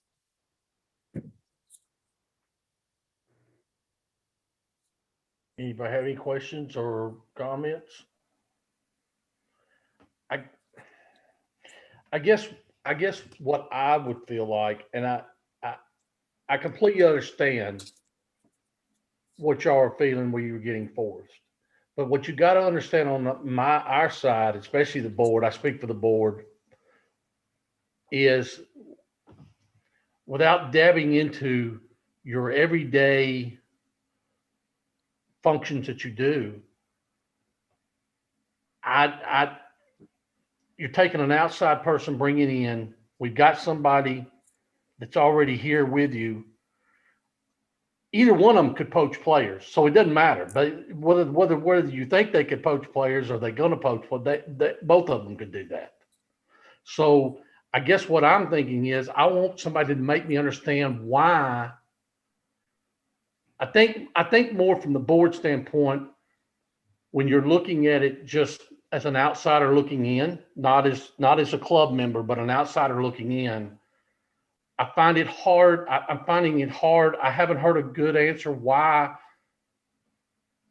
you would use somebody that's in another city when you have somebody here that's locally. And if I guess I can't speak for my other board members on this, but my personal thing would be whether it's this or not, and I'm not accusing you of anything, I just got to tell you how I'm feeling. Yeah. If you're going to go outside to another city and bring a guy in, and you don't want to use this, then that makes me think that there's conflict with inside the two clubs with each other. I want somebody to make me understand why that is, or if it's not that, what can we make that, what can we do, what can the Parks Board do and the Parks Department do to make that ease that down and make that go away? Because both clubs could poach players. Yeah. I mean, so I will speak to the dynamic of perception of conflict. And on behalf of the HSE board, we are not feeling that there is a conflict between us. I will say that the difference in this particular entity and then the option that has been offered in regards to United is that this entity was actually just free. He was someone that has worked through the state, has been licensed with them to do these types of trainings. It was a free option. Again, we're coming out off of a $70,000 loss, and we're still navigating what that was going to look like. The options that we have been presented to some degree through the Connect Committee and through the discussions of player training or coaches development or any of those things, all of those did come with a cost that we were not actually sure if we could even fulfill. And then also on the other side, we did request that there be additional information given as to what would be offered, just an outline. Like, can you tell us like what you're going to be teaching, what's going to be given, all of that. And there were many times that has not actually been communicated. We were told, hey, we'll do 6, and I'm just throwing a number out here. I don't remember exactly off the time. We'll do 6 practices or we'll do 6 nights. And it's going to be $30 a kid. But we're not necessarily we don't know yet. We can't outline for you what exactly we're going to offer. So it is a little bit hard on our end to commit to paying for something. And we were also told, hey, we want this fee to be paid flat, as in all U5 through U8, we want this set amount, and we don't care if 10 people show up or if everybody shows up. We want this fee. And it's very hard to justify, again, paying possibly thousands of dollars for something and there only being 10 kids there, and also not knowing what we're getting. We would never want to be fiscally irresponsible and pay for something that we are not sure what we're receiving. all right, let me answer what I feel like. And I want, if Andy hears this, Dallas hears this, let me know. I think what the community, if I'm hearing it right, I think what maybe happened on that's not what I nor Dallas or Andy were trying to do. What we were trying to do is get HAC to offer that to see what the offer was going to be. Then your side of people to counter offer or give their side of it. Maybe in going back to your board to get that approved so we could get something going. Maybe it was not miscommunicated. Maybe it wasn't communicated or heard in a way that it was meant to be. But I can assure you, I feel like I'm pretty confident I can speak for Dallas and Andy because I know how I felt. When I was in that meeting, I wasn't feeling like anybody was trying to make anybody from either side do anything. It was more of a communication of trying to get both clubs here. This can be offered. It's right here. It's 2 clubs that are using our park facilities, and A1, obviously they're going to charge just like a lot of people would charge. Yeah, absolutely. B, I get what y'all are trying to do. You're coming off the loss. You're trying to save as much money as you can. But I want you to assure you, I did not feel that way, nor do I think it was really meant that way, that we were trying to force anybody to do anything. We're trying to get the 2 clubs to work for the betterment. So I know I keep saying that, but I think it's very important at each one of those meetings. That was my intention the whole time. Yes. Okay. May I just say something here real quick? This is Todd. Yes. You know, and that's great, Mr. Pike, what you just said. The one thing, I mean, we even came up with the idea when we have our registrations, we have a system, we can have a separate registration for people that are interested in doing this player training. So this way we have some type of number to gauge of who's interested, who's not. And for those people who are interested in doing it, we can have that prior to the season starting and knowing, okay, whether HSE pays for all of it or pays a certain percentage of it, that would be the way really to do it, because it needs to be kind of be on a voluntary basis. When I know when our board looks at this and that we're being told that we have to pay for every single player in U5 through U8 and only 5 kids show up, we still have fiduciary responsibility to our members that run this club that we're going to spend $10,000 for 5 kids to train. But by setting it up and we can have an enrollment, I just think it makes a lot more sense. Yeah, and we are absolutely 100% on board with that and with offering these things. At one point, United did work with us, and they did a goalie training. I believe it was 3 nights, and we actually had a great turnout when we were happy to promote it. We have no problem promoting anything that they're wanting us to do. Again, it's like Todd said, it's not even a matter of that HSC is unwilling to contribute, but it would be something that we would rather us be able to offer it to our families and them decide if it fits for them. Because we are a rec club. We mandate, like as Todd said earlier, we mandate nothing. Like your kid could only show up on game days and they get equal playing time. They are not put in on the field based on performance or practices or anything. Your child could literally pick daisies on the field the entire time, and they are going to pick daisies as long as they're out there. And we are not going to stop that. So it's more that dynamic of where it's not that we are unwilling. We are actually more than happy to share these opportunities and to give our families the chance to do that. It would, and we would love to have that available, starting in the fall, to give these families the option to say, hey, they're offering this, or they're going to be doing this, or hey, they've set aside this program that is specific for HSC families. If you're interested, please go to this website and, fill out this form for interest. And, this is a discount code where HSC is going to cover a portion, something to that effect. We're 100% willing to do. I've sat in a lot of these meetings and heard all the back and forth with this agreement. And I really think there's just, there's a vision or an idea of how it would work for HSC. And then there's a different idea of how it needs to work for Tennessee United. And then we just got to figure out how to get to the middle, because I hear both sides, and both sides make sense to me, but we just, and we can't, so we're just going to have to be some give and take there. And both clubs have to agree to meet in the middle to figure it out how it's going to work. But I don't know, they have to pay their coaches. Absolutely. And they have to know what their coach's schedule is going to be much further in advance than your registrations. Yes. And they're going to set that coach's schedule for basically the entire soccer year, fall and spring. And it's hard for you to give that number until you go through the registration and know it. And and Dallas, I would suggest in that regard, like on our end, if they know, hey, we would love to do goalie training, are you guys interested in sharing this? That we even now, as the season is ending, say, hey, in fall 2020, Tennessee United is going to be offering a goalie training. At this point, you need to go ahead and sign up for this. And us go ahead before our season ends, give them, if they gave us like a drop dead date of, hey, we need to know by this date how many people are interested so that we can appropriately plan and hire and have all of this set. 100%. That's something that I think is fair. I think that's a fair expectation on both sides. It's again, how, like you said, how do we marry these two things together?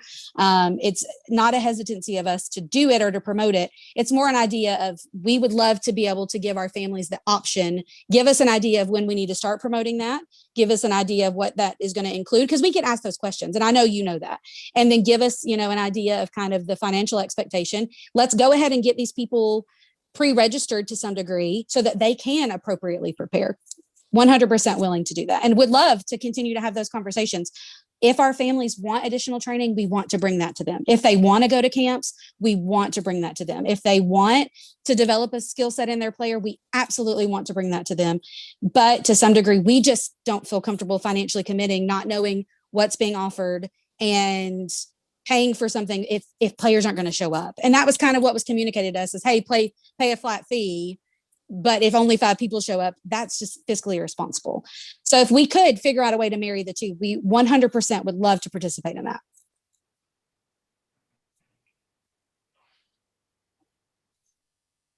Sorry, guys, my computer shut down for a minute. I had to get back.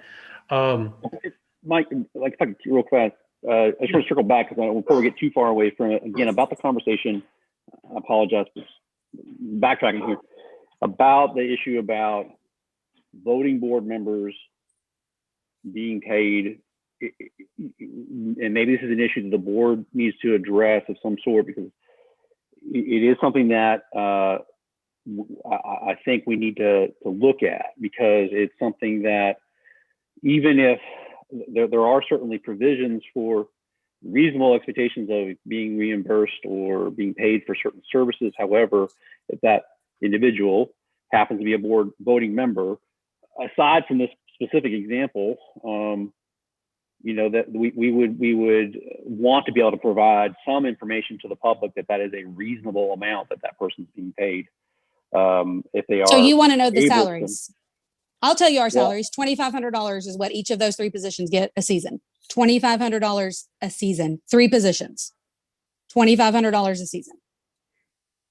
So Fair. each one I mean, is $2,500. So $7,500 a season is spent in admin fees. Yeah, and I understand. I'm not certainly saying this to you specifically. I'm saying more Yes. generally for our leagues. Yeah. For anyone who is a voting member on a nonprofit board to receive payment for services, there's generally an expectation of transparency that that they're receiving a fair amount and fair compensation, which is perfectly reasonable. So Yeah. I just wanted that to be stated as a whole. But I think that's what's maybe behind that. And again, I apologize for going back. I wanted to kind of put the bow on that, I guess. Yeah, totally fair, fine. No, fair. and I don't Okay. have any problem. Again, Understand. based on what that amount that's set, again, all three receive the exact same amount. Yeah. There is no variation. There's no extra. There's no additional compensation. You actually are not paid hourly. You are paid for a single service, $2,500 flat fee. Understood.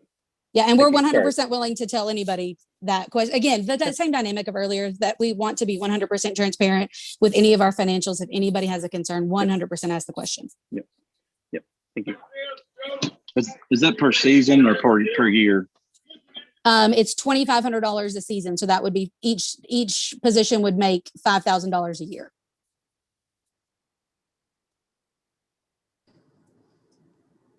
I'm just going to add something real quickly.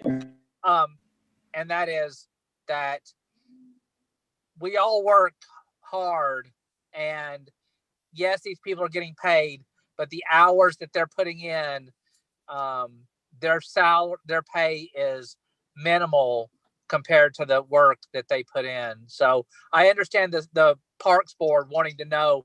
It's a very fair question, because if our people were getting paid $100,000 a year, then there'd be questions about the money. But I can speak for how hard each of those positions work, and they're underpaid per hour, just from my opinion. And I absolutely know that for sure. So thank you. Yeah. Thank you, Raymond. Just a little side note to that. You got to understand, from a Parks Board standpoint, we are responsible.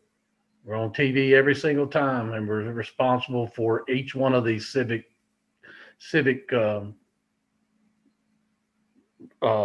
clubs and what they do.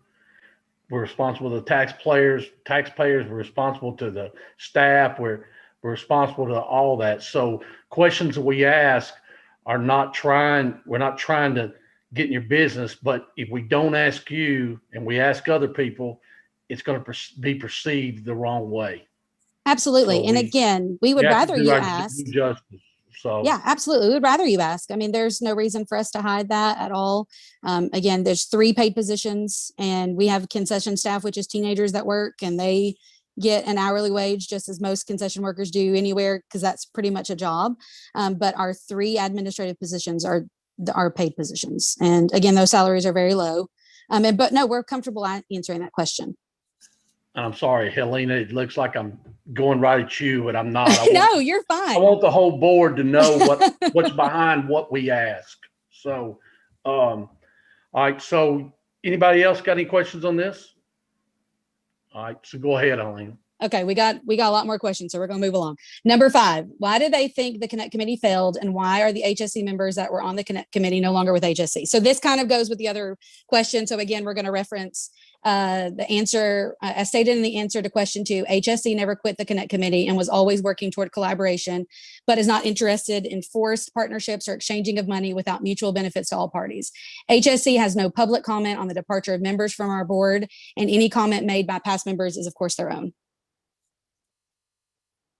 So there are actually 3 standing members of the Connect Committee, as Todd pointed out, Raymond, Craig, and then myself. We've all 3. So I've been in interim multiple times. I've come in or sat in, but we have 2 that have been on from the beginning. So they are still present. I think we're good. Let's move to the next question. Okay. Everybody ready? Number 6. And Todd is actually going to answer this question. I will read the question, and then I'm going to let Todd speak on this one. Why are there gaps in communication with HSC and the park staff? We tried to schedule this meeting in March, and there was a gap in communication between March 3rd and March 21st, given the appearance that HSC was trying to avoid this meeting. And then Todd is going to actually give a summary of this and answer this.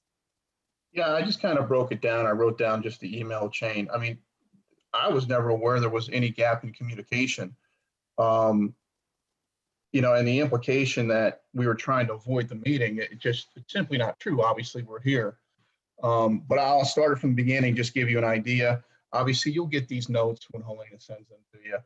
But on February 23rd, 22nd was that Monday, which was the board meeting. And then Andy sent an email to me with information on scheduling the meeting with HSC. And I replied back and asked, what was the motion? Because I was off of the video by then. And if I could have a link to the video, because I wanted to see exactly, okay, we're meeting, that's fine, but what are we meeting about? And Andy, he replied right back to me, and then he sent me a link to the video. Then on the 27th, I let Andy know that March 3rd date that he sent me with 2 other dates, that it wouldn't work for us because that was a week or less than a week. Still had to meet with the board to go over some things and find out, what questions we want to be prepared for the meeting. And then on March 2nd, I told Andy that the earliest HSC would meet would probably be the week of March 22nd, which happened to be your next board meeting, because our season just started. And the start of any of these recreational seasons or any of the clubs that run these things, the first 2 weeks, you're extremely busy, with parents or players or coaches. And also in the middle of that, we had spring break, and all of our board members wanted to attend the meeting. So with that being said, the earliest we could meet was March 22nd. Well, he emailed me right back, and he told me, he'll have Mr. White amend his motion on the March 22nd meeting, and that I can let him know prior to 6 o'clock on March 22nd, a date which will work for HSC.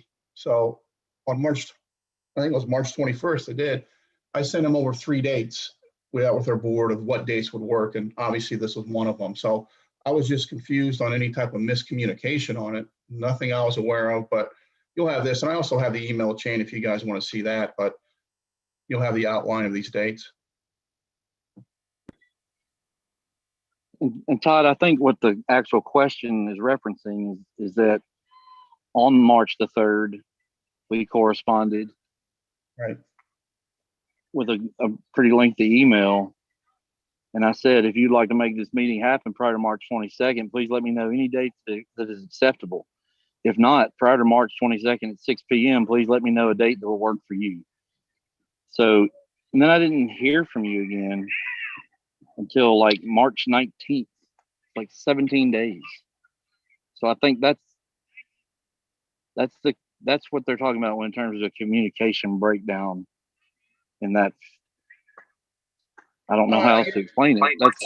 That's a long time. Right, but I just followed what you wrote in the email. If we can meet prior to then, I'll let you know. I understand that, Todd. I understand that. But I think a lot of times in these situations, we try to operate in good faith. And I think every time you ever email me or our staff, we get pretty much almost immediately right back to you, if not within a day. And then in a case like this, we go 16 or 17 days without an answer. And the answer comes, I understand there was a deadline. And yes, you went by the letter of the deadline, but we're talking about in good faith. And it just goes to the overall thing of, is this how relationships need to work for people to operate in good faith? So I would hope you could see that point. And if not, then we'll just have to agree to disagree that that's not really operating in good faith and giving people good communication. But I think that's where that question came from. Okay.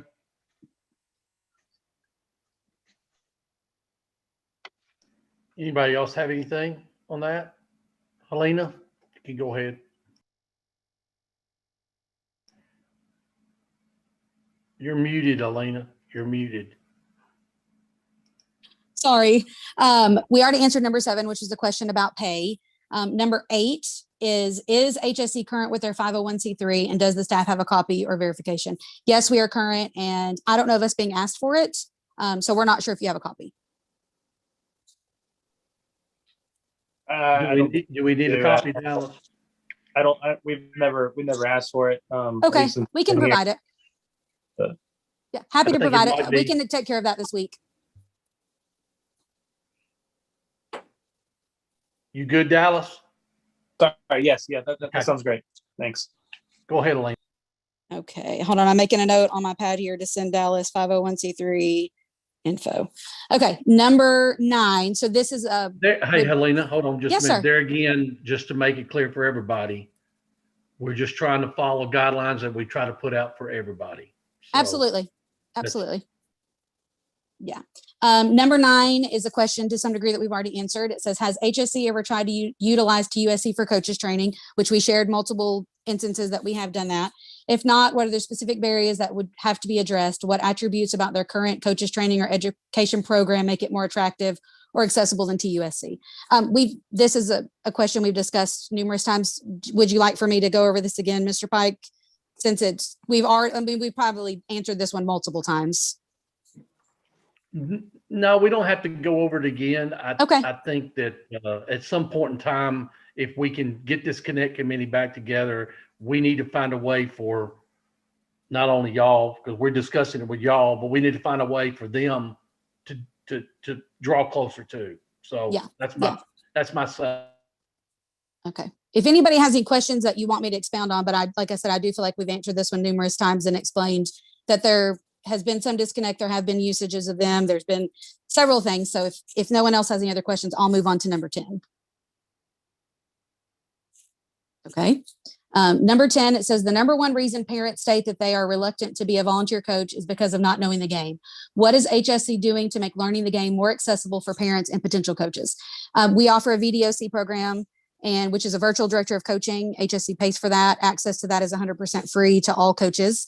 And then we have paid for coaching licensing through the USF grassroots program, which actually allows every coach in our organization to be considered licensed.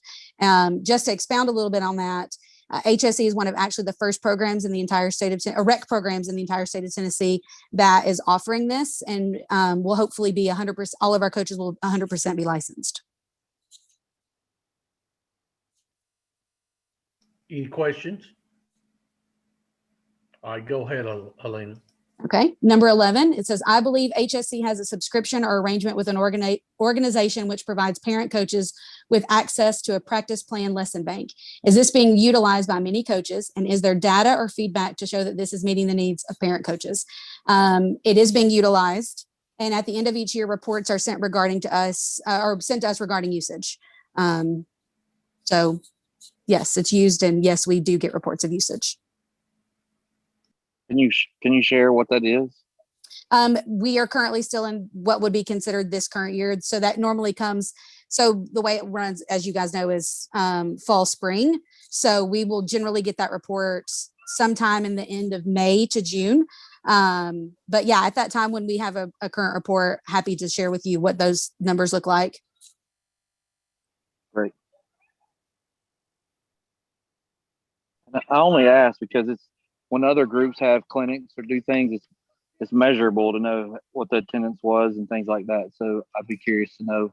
in Yeah, this well, case Andy, also. like our program that we did offer with Darren Lever, we had a good turnout to that. Our current, as which you and I've talked about recently, but our current licensure program, we've had about 80% that have successfully completed it.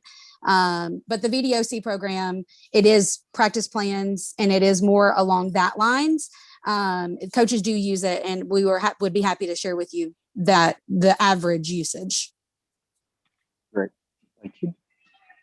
Thank you, Andy. I will back up what Andy's saying. There's a lot more to, I think, what he's asking for than just what you're doing. It helps with I think it helps with traffic. It helps with what we're having in the park, how many people we're going to expect. It helps with his staff and what he needs to provide for those. That's why we ask those, or they ask those questions to everybody who's using it. Yeah, this is an all online program. The coaches actually can access it from their phones or from their tablet or their device at any point. So it's completely online.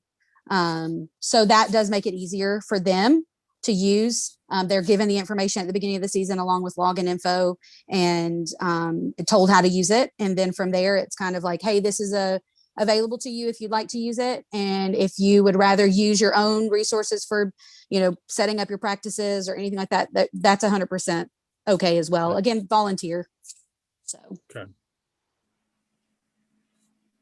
All right, go ahead.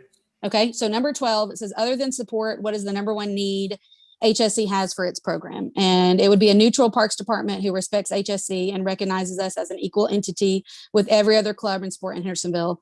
And when we talked with the city developer with Andy and Dallas, we discussed additional field space, just figuring out those dynamics. Dallas, you got something? Sure.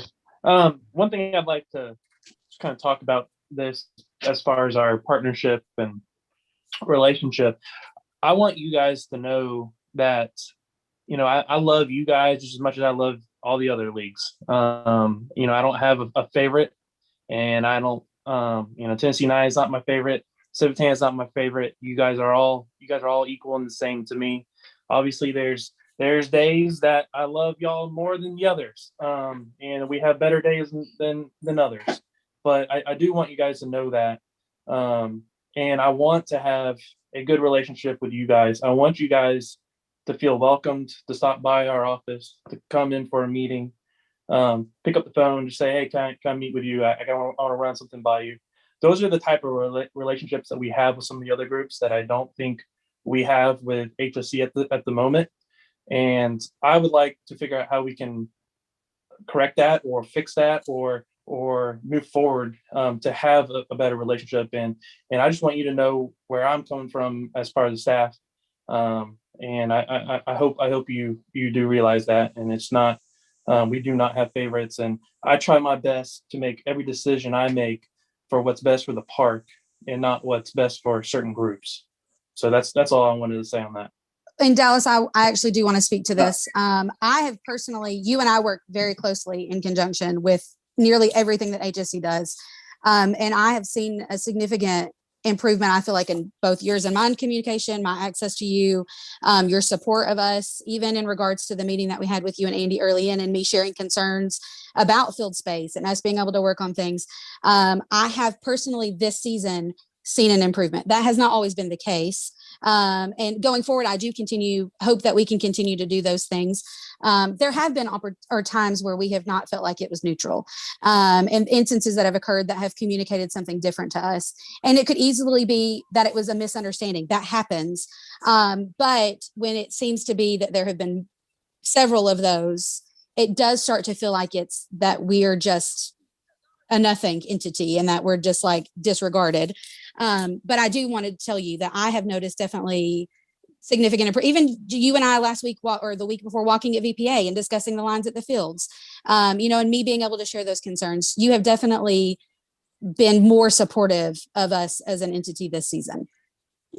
Well, if I could, again, I never pretend to speak for the whole board. I come at this with, I'm a new guy, but I feel confident I can speak for the folks on the board that this is HSC plays an absolutely critical role in our city, for so many people to play soccer in the way that you guys do. Obviously, with a ton of work that you do, I certainly feel confident I can commit to your need of a neutral board, supportive, more than just a neutral board, but a highly supportive board. And so, whatever got us to today, I'm hopeful that moving forward, that you take that to the rest of the folks that work on your board and everybody else, that you have that commitment from us today.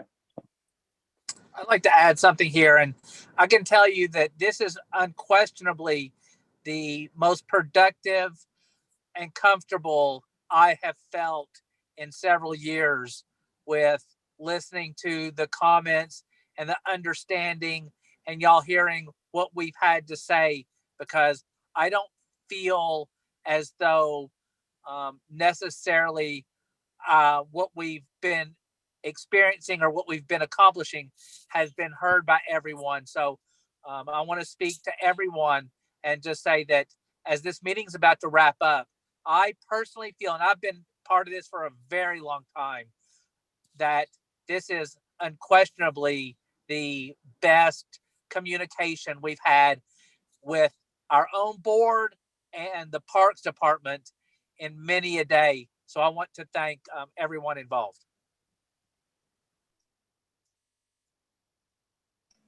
Thank you, Dr. Tom and Raymond. Anybody else got anything? All right, Helena, you got more questions? We just have one more. We're almost done.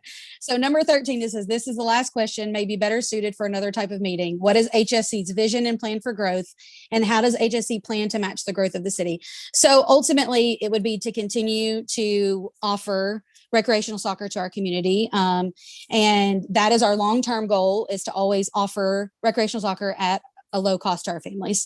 Our plan for growth is really contingent on access to field space. At this point, the field space that we have has been, I'm actually the person that manages our practice schedules, our game schedules, our numbers, those types of things.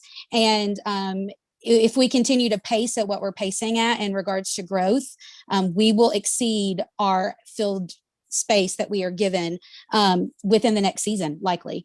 Dallas, myself, and Steve have worked very hard this last season to try to make it operational to support that growth. We've changed up our game schedules. We've done a couple of different things in regards to practice schedules, but we are definitely going to need to figure out the dynamic of how do we truly continue to allow growth for HSC, or do we need to consider that we possibly need to begin capping our numbers, which we would absolutely not want to do. We do not want to at any time deny a child an opportunity to play soccer. Again, even if it's a financial issue, we do offer scholarships. We want to bring this service to the community in conjunction with the Parks Department, with the Parks Board, with Tennessee United. So that would be kind of our big thing in regards to growth, is continuing to offer recreational soccer to our community and hopefully being able to gain additional access to fields so that we can further support that growth.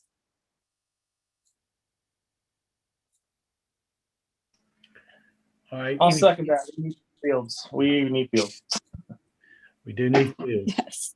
Getting Yes. fields is the other. Getting fields is the key thing. Yeah. Well, and I think even the and we need dynamic of, parking. yes, parking. And I would even think, in which Dallas has actually sent something to Steve and I that us three are going to hopefully discuss very soon. But even the dynamic of us figuring out, an option that, how do we adjust, like Tuesdays and Thursdays are heavy for United. Do we need to look at the dynamic of that being spread across for the whole week for them? And even like us, like we do our practices Monday through Friday. Wednesday and Friday are a little bit lighter. But do we need to look at all clubs kind of using that 5-day-a-week dynamic for practice schedules in order to support numbers on both sides? Because I assume, I don't know this for a fact, but I'm assuming that United is also seeing growth. Our community is growing substantially. So I would assume that every club, every civic organization is seeing significant growth. So even just those types of things, which again, Dallas is reaching out. We're continuing to try to discuss what this is going to look like. And that may be the option, that we all have to kind of figure out how to use every night of the week from 5 o'clock to 9 o'clock at night to access field space. And then, game scheduling in regards to, we went from only having Monday, Tuesday night games to now Monday, Tuesday, Thursday. Do we need to look at long-term in order to support continued growth, what that looks like, for everyone? How do we fully give this option to the community and best support growth? And I think that as long as all three organizations are willing to work at that and are willing to compromise, we can 100% match the growth. All of us can. There's space for everybody to grow.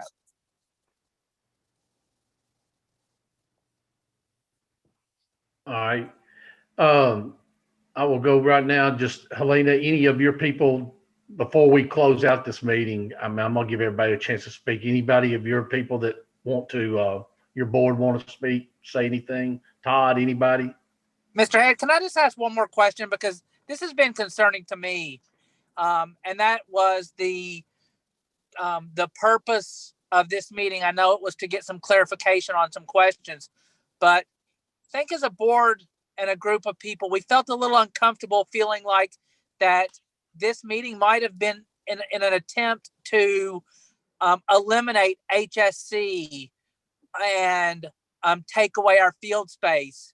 And it's really an uncomfortable feeling for us. Is it possible to just make us feel better that is not the purpose of this meeting? That this is, so I'm not sure who answers that question. Y'all don't have to answer the question, but it's just something that's been weighing on me, is that I feel like that maybe the purpose of this was to say we need to go a different direction, and HSC does not need to be getting our field space anymore. Mr. Brody, I can speak. I can speak to that, Mike. All right.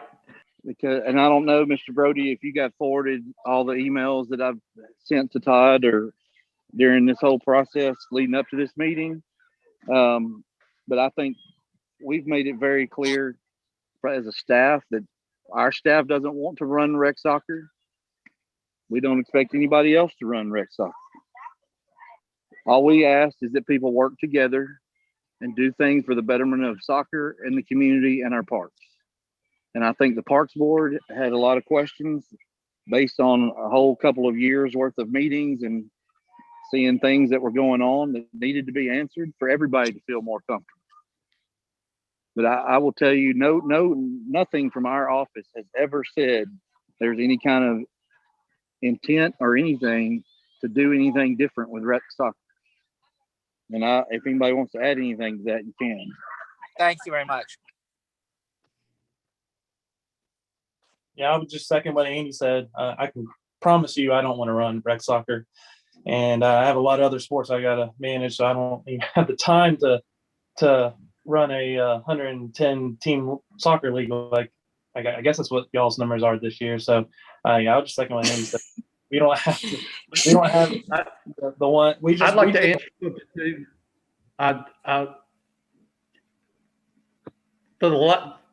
Try not to sound redundant. I'll answer Raymond's question because I was part of that Connect committee too.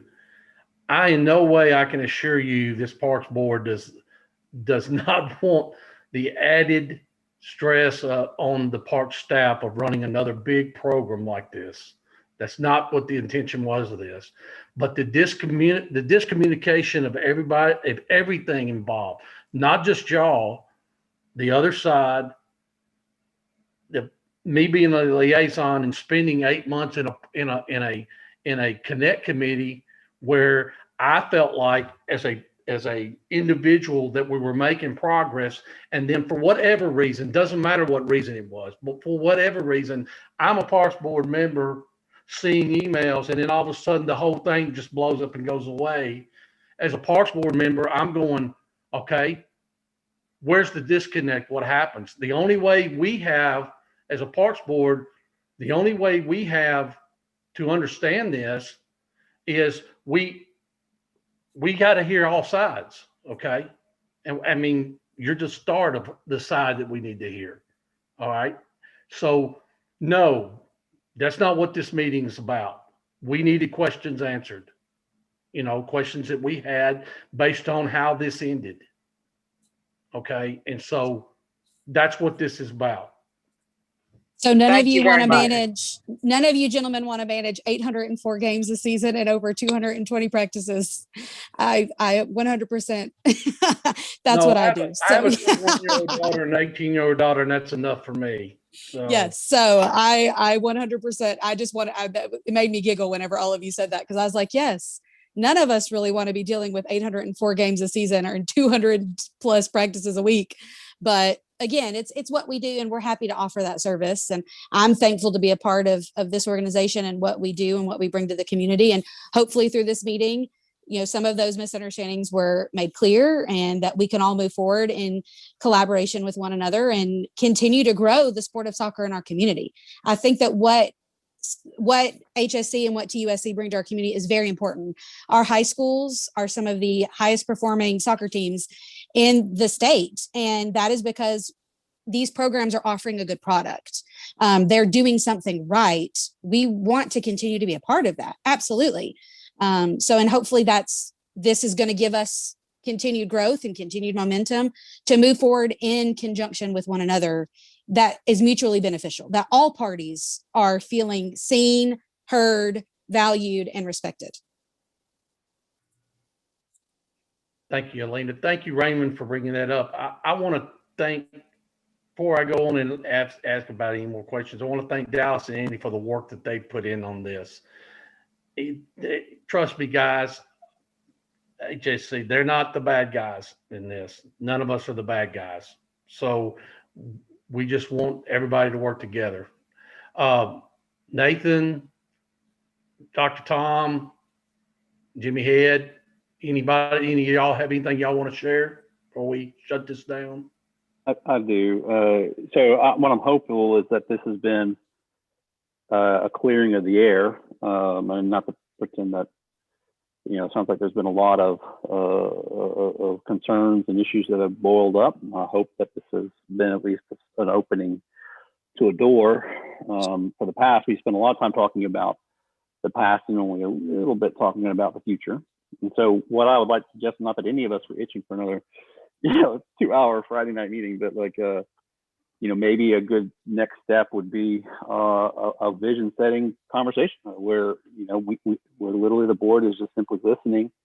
And Andy, you're going to have to guide me on the appropriateness of this with, in terms of what we do with all the different groups, but it seems especially important here on what HSC wants moving forward, what their vision is for moving forward. How do they continue to make soccer affordable? I want to underline that because that is so super critical. The point that the role that HSC plays in that is so critical, providing an affordable, high quality soccer opportunity for kids. That is super critical. And I just want to speak as a parent who, my son learned to love soccer because of HSC, who now also plays for Tennessee United. I've seen both groups of it and know that the importance of having them both work, in simpatico is certainly important. And so I would like us, in our conversations, saying, let's focus on what the future might hold moving forward. So that's what I wanted to say. So I want to thank you, and I want to thank all of you guys for laying it out there and saying, and being honest and being forthright with what's going on. Nathan, you want anything? Want to put anything? All right, Mr. Head, do you have anything? Yes, no? I'd just Andy? like to tell Helena, thank you for facilitating the questions and the answers. And it was very nice to hear a lot of things. And like I said, with Tom clearing the air on some things. And I think hopefully this puts us all going in the right direction and talking about the future and not worried about the past. Thank you, Mr. Head. Andy, do you have anything? No, sir. We will take what a lot of things have been said here and get together as a staff and with both clubs and kind of see what we can do moving forward. Dallas? I appreciate everybody's time on a Friday night, and I'm going to go back to coaching third base here in a minute. Go to it. Dallas, you got anything? No, sir. I think I'm good. I just appreciate time to talk and hear and listen from HSC. I think it was a good meeting, and we learned a lot, and I think we know a lot more, and we can just move forward now. All right. Thank you, HSC board, for coming to this meeting and answering some of our questions. Helena, thank you I will second it for facilitating this. Kind of difficult, a lot of things people don't like, a little uncomfortable to talk about, but it's things that need to be out there. And I'm like everybody else, I'm about going forward. I don't want to live in what happened 2 years ago, 5 years ago, 6 years ago, even last year. I want to see if we can move forward and get this thing where I personally envision it could be where it needs to be for everybody involved. So thank you, Todd. Thank you, everybody. And I will, I guess, adjourn this meeting. Have a great weekend, guys. Thank you. Thank you, Mr. Pike. Thank you to the IT staff. Appreciate you.